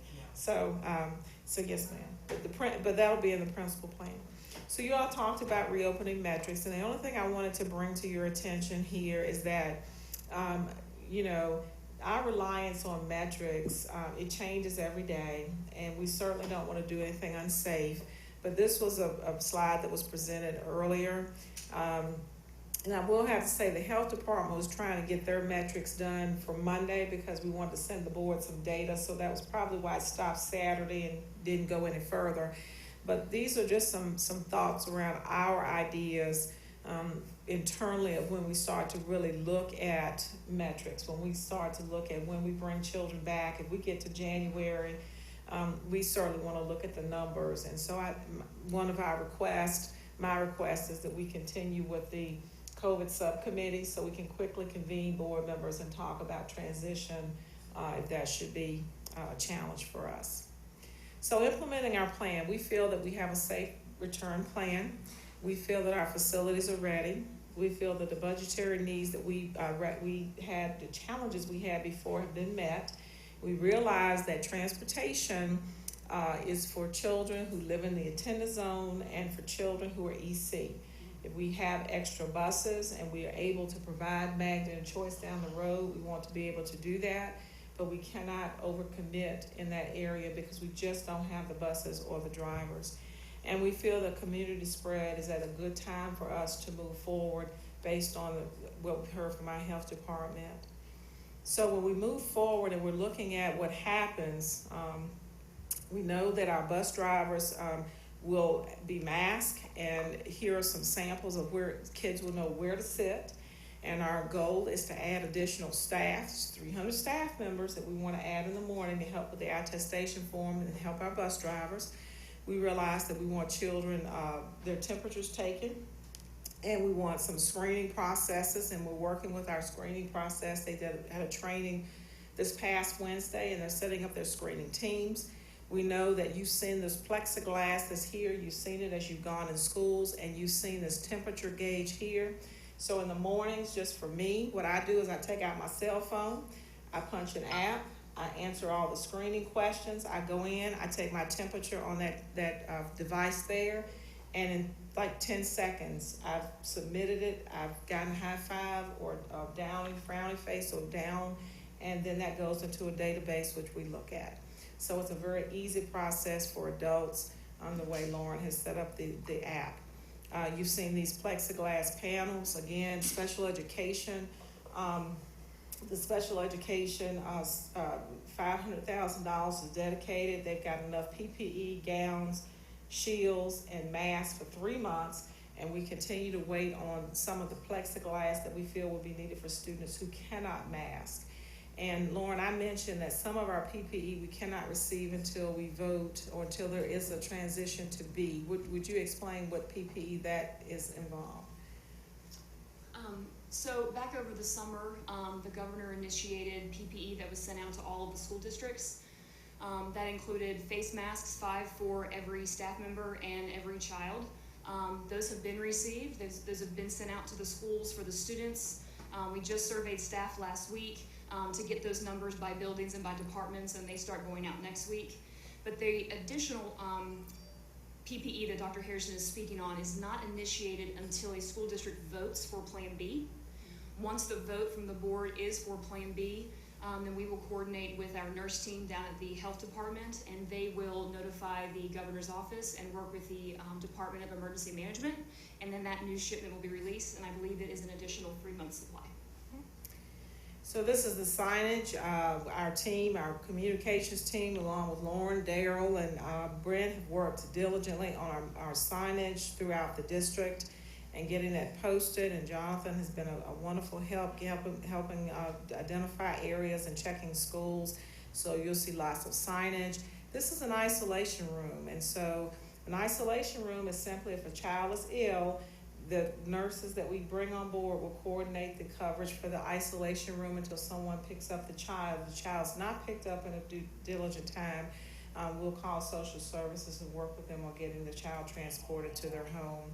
Students will come to the cafeteria, they will pick up their meals, go to their classrooms, they eat in their classrooms, and be 6 feet apart. And you'll see that we've got markers all throughout the school to help children, remind children of social distancing and how to stay apart in this process. There are hand sanitizer stands all throughout the district. There's one out here, and this helps us be mindful of using our sanitizer and helps it be accessible without us touching that area. This would be a classroom, and we did ask our schools to set up their classrooms so that they would have the appropriate number of students in it, so when we walk by, it's there. And so some schools elected to handle it this way. Some elected to put signs saying do not sit here so they could alternate. That was a school choice on how they set up their classrooms. We have names on seats so that we can easily contact trace. If Kyra is ill, then we know who Kyra was sitting, so there will be assigned seating throughout the district. And of course, our playground use will certainly be in place, and we have ordered sprayers, and hopefully they'll be there by the 19th. And so children, this is Chris still demonstrating. So we feel that we are ready for a safe return. We feel that we are ready to start Monday with our children, and we are ready to move forward in working through this next phase of COVID. So thank you for this opportunity to present. Thank you, Dr. Harrison. Is there a motion? No, excuse me. So, did you I have have another question Okay. about the classrooms. Okay. Dr. Harrison is going to her seat right now, so you give her a minute, but you can go ahead. Yes. Go ahead, Board Member Motsinger. She's at her seat now. Okay.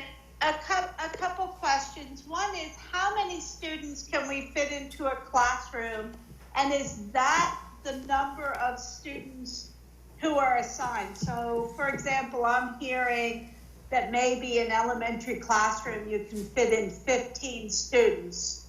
But most of our teachers have more than 15 students. What will happen to the other students? So with the class size reduction, we do meet those requirements. And then the only challenge we have is, of course, with inclusion and dual language immersion. And principals are asked to use second teachers and paraprofessionals to work out separating students and offering them other opportunities. But we check with our elementary principals. In fact, if you remember, we had pre-K through second grade 4 days a week, and 3, 4, and 5 2 days a week.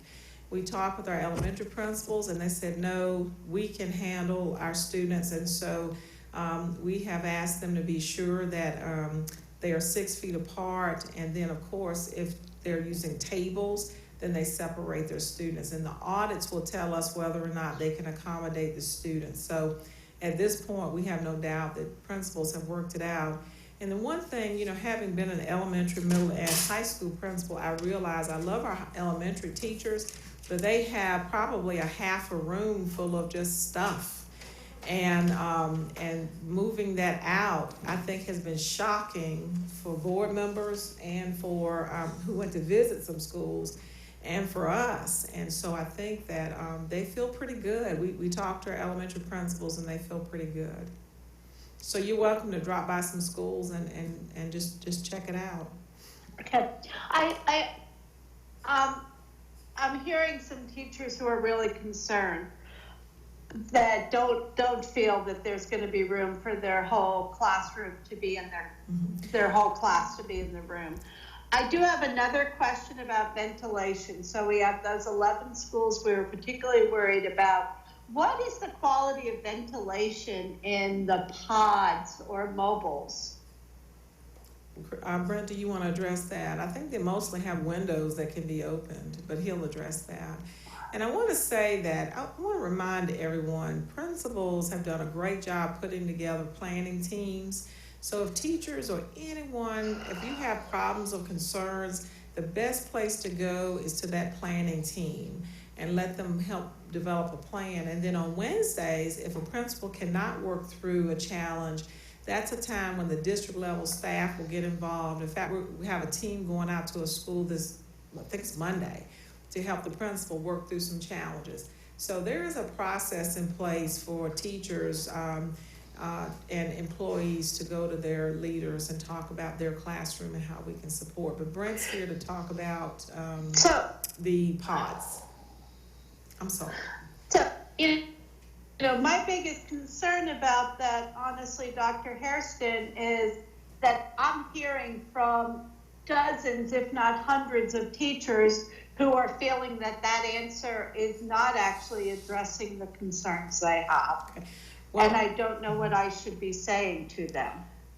I would say that they need to go to the planning team at their school. And so if they have, and they're still not getting adequate answers, then what? So they have area superintendents, and the area superintendents are listed on our website, and they should contact the area superintendent who will facilitate their concerns being addressed. Okay, for all the teachers, please take note of that.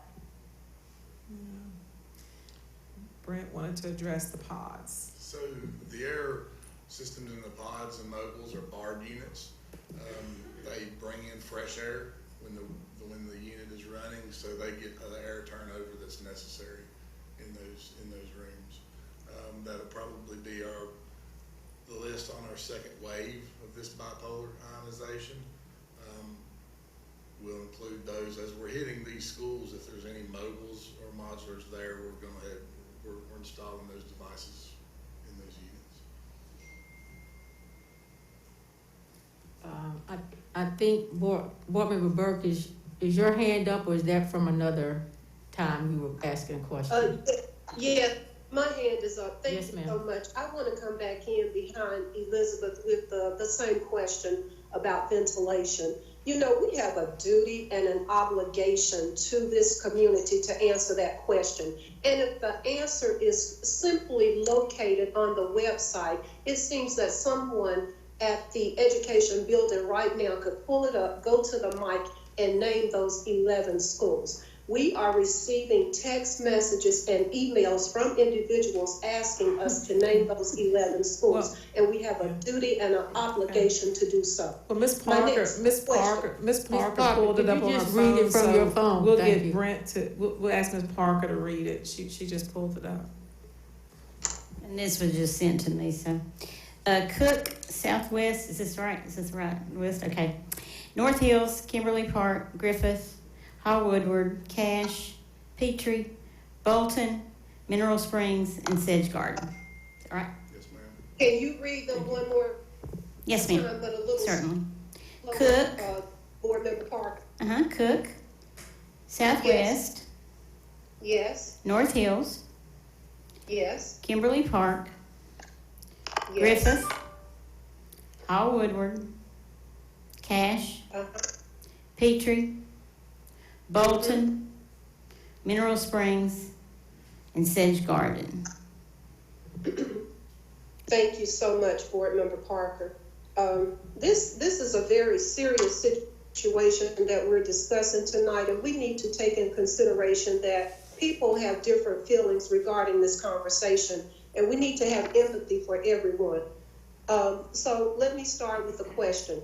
Who will be responsible for watching the children of employees when they have to work but are not able to provide child care and have to bring their children to work with them?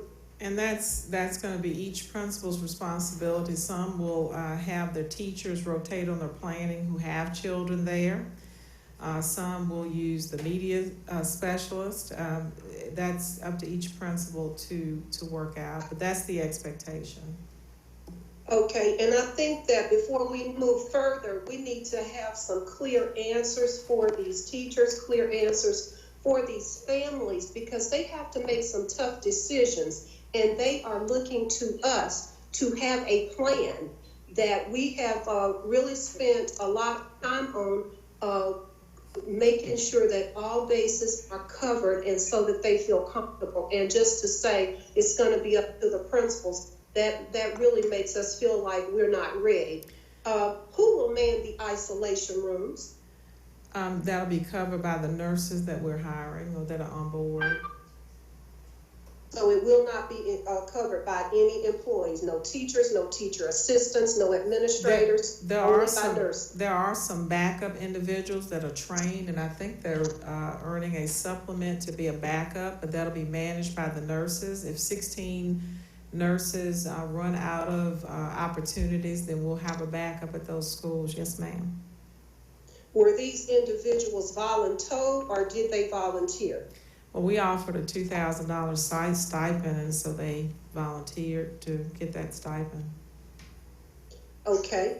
I wanted to also talk about reality. You know, again, we must have empathy for everyone, and we must understand that we're not running a company where we work with products or that's run by robots. This is a system with human beings, run by human beings and not run by robots. And as a former elementary school teacher right here in this district, I can tell you, we have not even talked about the realities of what will happen day to day. We have not talked about kids who will have masks all over the floor, kids who will sneeze, who will cough, whose noses will run all day, and who, believe it or not, these babies will wipe their noses with their hands, some of them, and then they will touch everything and they will touch everybody and they will expect hugs. And some of them may even become sick.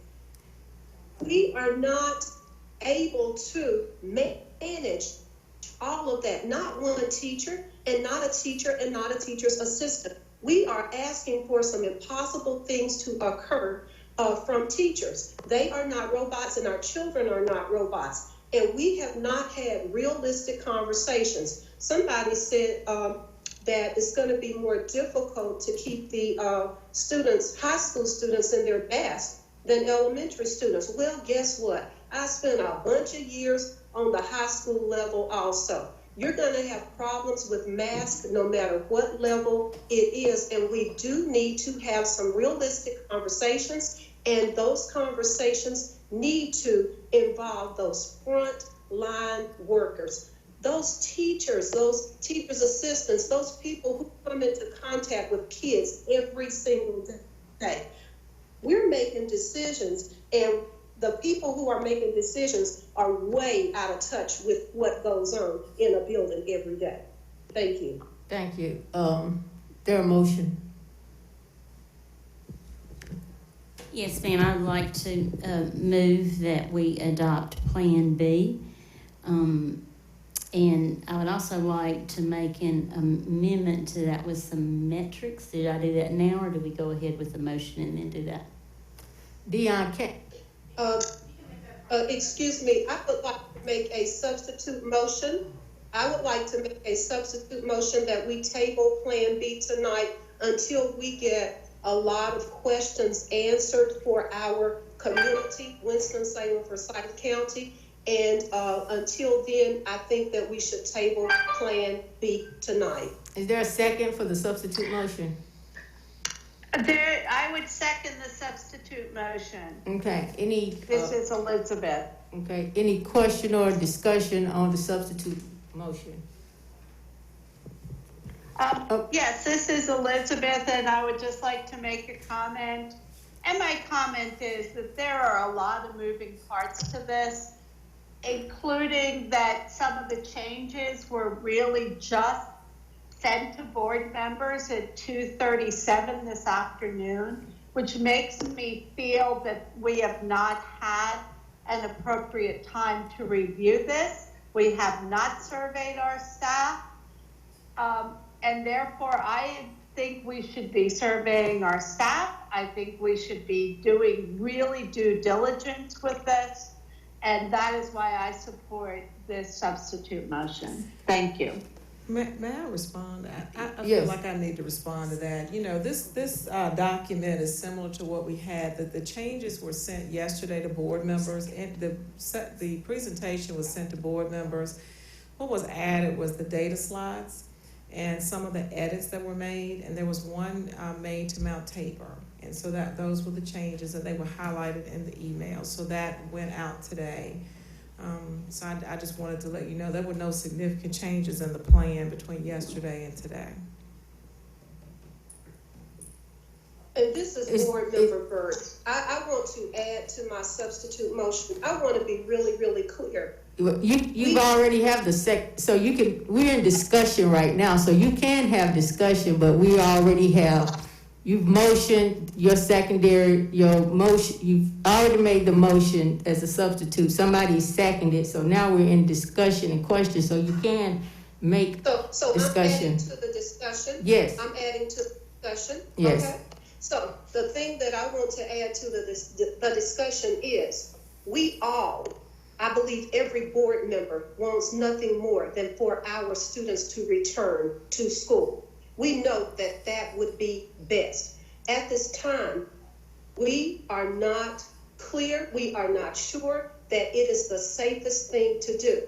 And one thing that I know for sure is of paramount importance at this time is empathy. This is a time that it may be uncomfortable for all of us, but we must have empathy for everyone who will be impacted by this decision, not just empathy for our own personal situations, but for the situations of all. Thank you. Thank you. All in favor? Aye. Wait, I think you should do a roll call. Okay, yeah, because I forget you all, sorry. Okay. Can we I think there was some confusion, so can, Chair Woodbury, can you clarify what's So on what's the on table? what's on the table right now is a motion by Board Member Parker to accept Plan B with Matrix. Ms. Burke. Yeah, I know, I was just going through what happened. Yeah, so I'm just recapping what happened. And so, after Board Member Parker made the original motion, Board Member Burke made a substitute motion, and then Board Member Motzinger seconded the substitute motion to table this issue. And so we have come out of the discussion to table the issue, and now we are asking board members, all who are in favor, to table whether to go into Plan B. And so Dr. Harrison is going to take the roll call. Okay. Yes, thank you. Chair Woodbury. No. Lyda Calvert-Hayes. No. Andrea Bramer. Yes. Barbara Burke. Yes. Okay. Leah Crowley. No. Dana Jones. No. Deanna Kaplan. No. Elizabeth Motzinger. Yes. Marilyn Parker. No. Motion fails. Okay. So now we'll go back. Now we'll go back to the original motion. Do I do the amendment? Do I do the amendment now? Okay. So I would like to put some metrics into the motion. So, in reopening schools based on the Forsyth County, North Carolina COVID 2-day rolling average, percent positive, the linear graph that we received, we would open classrooms when the percentage of positives is below 5% on a, I could probably go either way on this 10-day or 14-day. We can have some discussion on that if you'd like, ladies. But on a count, a certain number of count days. Jude, I need me to put a count in there. Okay, let's do 10.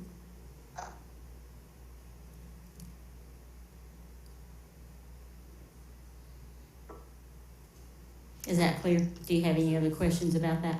So just to vote, because I was typing it up, I just want to make sure it's clear. Your motion is to move to Plan B when there is a percentage of positives that's below 5% on a 10-day rolling period. Right, and that's for Forsyth County. For Forsyth County. That's the graph I think that we were sent from the health department that you sent us a couple of days ago.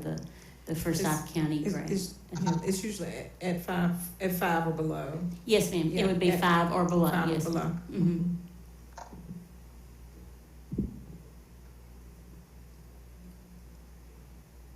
Is there a second? I second the motion. Okay, any question or discussion?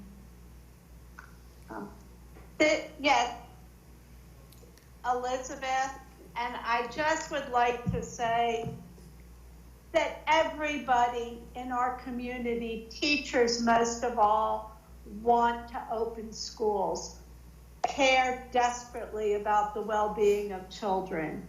Everybody is suffering under COVID, but it is the nature of the virus itself and our national response that has put us in such a difficult position. I want to make it very clear that voting against this is not voting against wanting children in schools. I want children in schools, and I don't know a teacher who doesn't.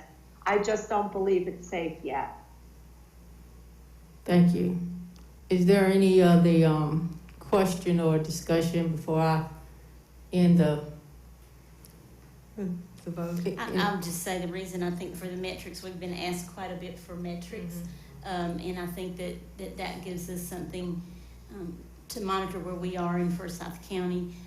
Also, and Dr. Harrison, I think, alluded to this earlier, that we would continue to have the COVID committee, so that we would continue that committee. If as chair, we would continue to look at those numbers, and if at any time we became uncomfortable with those, then we could have some discussion around that at any point, I think. Yes. I would just like to say that the reason why I support Plan B in a phased approach led by metrics is one, because, you know, as a board member just doing my diligent research, just like most of you in the community, I think today or yesterday I sent Dr. Harrison an article from the Academy of the National Academy of Sciences of United States of America. It was entitled "The Pandemic Influenza: Studying the Lessons of History," and I have sent her, and just like board member Bramer and so many of us as board members, doing research so that we're being guided by an academic perspective. And I do think that current news events are, you know, relevant, but I try to definitely, you know, respond to and pass on to other board members from academic publications. What have influenced my decision is around board engagement, locally and from a state perspective. So talking to Kim Irby in Guilford County Schools, or talking to Keith Sutton in Wake County, who is the board chair, to Minnie Fort Brown in Durham, who you know, it did not pass, and also talking to Carrie Sutton in Cumberland County, who I work with on the North Carolina Caucus of Black School Board Members, where it did not pass, and she had a heart-to-heart with me about why she chose to stay in Plan C. So connecting, you know, at the level of where I am as a board member, and then also having conversations not just with Dr. Harrison, but Dr. Sharon Contreras from Guilford County Schools, Dr. Jackson from Vance County, who is the North Carolina Superintendent of the year, and Dr. Connolly from Cumberland, who we know recommended B, but of course his board decided to go to C. What also has influenced my decision is about community conversations and engagement. I have, of course, spoken to the organizations that are in my community, District 1, whether it is with Action for Equity, Ministers Conference with Pastor Tambila Covington, the Urban League with James Perry, the NAACP members, parents, and definitely teachers that have encouraged me to be reminded as a civics teacher to be empowered by the trustee model. What does that mean? That I have been elected to represent the people based on being diligent in how I make decisions, based on reason and facts and information that sometimes the public do not have at their disposal to make these decisions. Lastly, I have been influenced by the science and the medical health community. First and foremost, I would like to thank board member Elizabeth Motsinger, who kind of serves as our own board medical expert as a PA.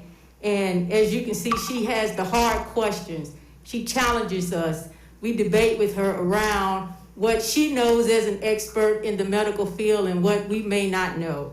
We have been influenced by the Duke medical team that has enabled us to continue to make good decisions. Also, the team in Wake County that is influencing our direction across the state. Lastly, we have worked with Dr. Pam Oliver, who is the Vice President of Novant Health, and I do want to specifically recognize Dr. Ohl and the Forsyth County Health Department, also influencing our decision. But I do want to recognize Dr. Pam Oliver of Novant Health, whom have at every turn been at most of the events or the forums that's influencing a lot of the school districts in the state. She has presented before the Urban School District Task Force, which makes up the largest school districts in North Carolina. She presented today at the North Carolina Caucus of Black School Board Members Fall Retreat. She has organized COVID testing in East Winston-Salem. She has been essential to the collaboration with, of course, the County Health Department. And recently, she has tasked her team to work with Norwood Baptist Church and the Ministers Conference for November the 10th Faith in the City series to talk about how do we keep our children safe in school and in our community.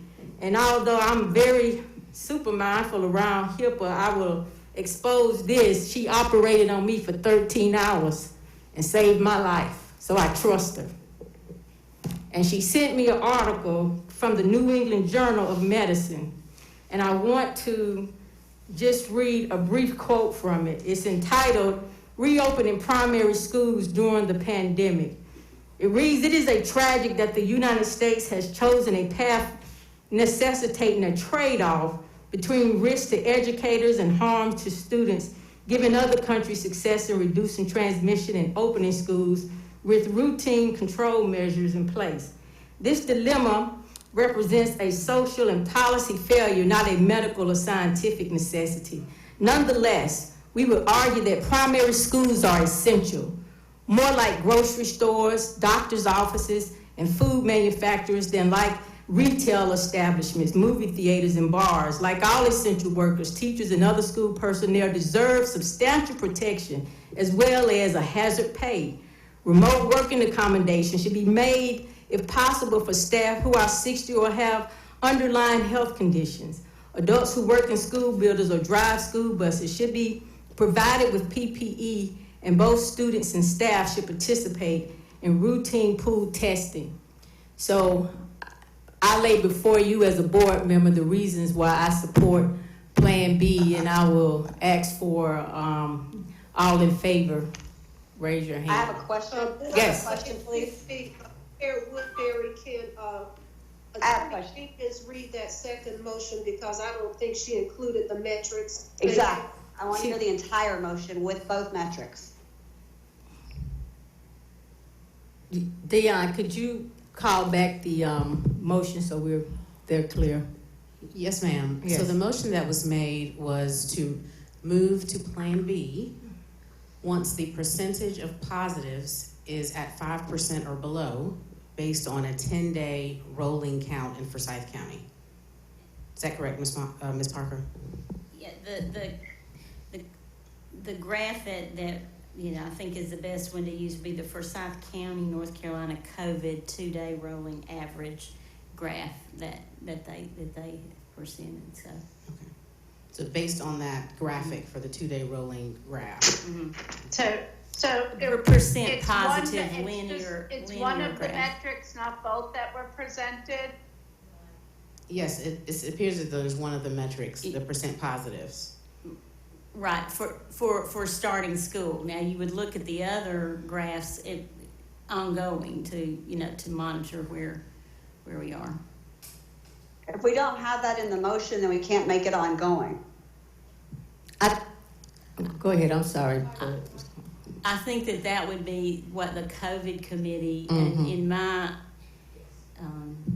what I think is that's something that the COVID committee, when we convene to continue to monitor this, would look at, and that would be up to that committee to look at that, to monitor that, and then to bring, anything out of that committee to the full board.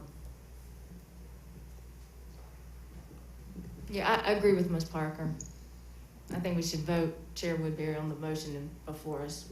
Yes. Could you call the roll, Dr. Harrison? Certainly. Are Chair you Woodbury? removing your amendment to the motion?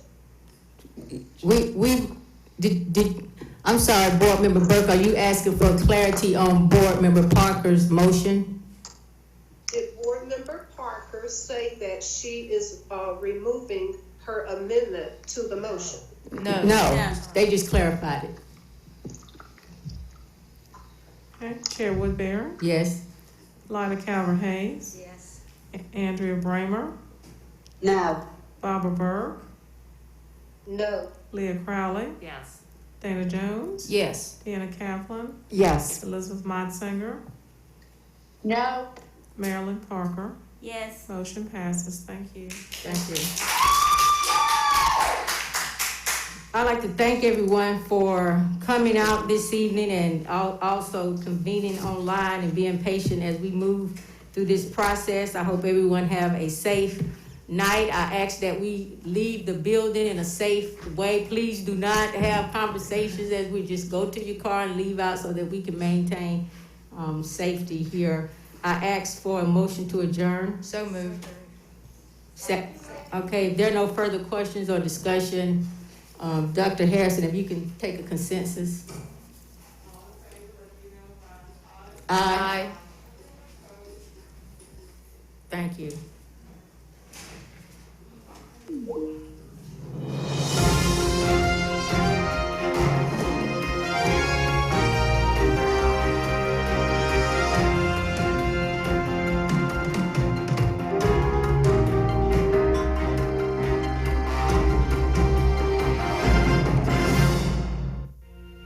Thank you for joining us on Your School Channel, Cable 2.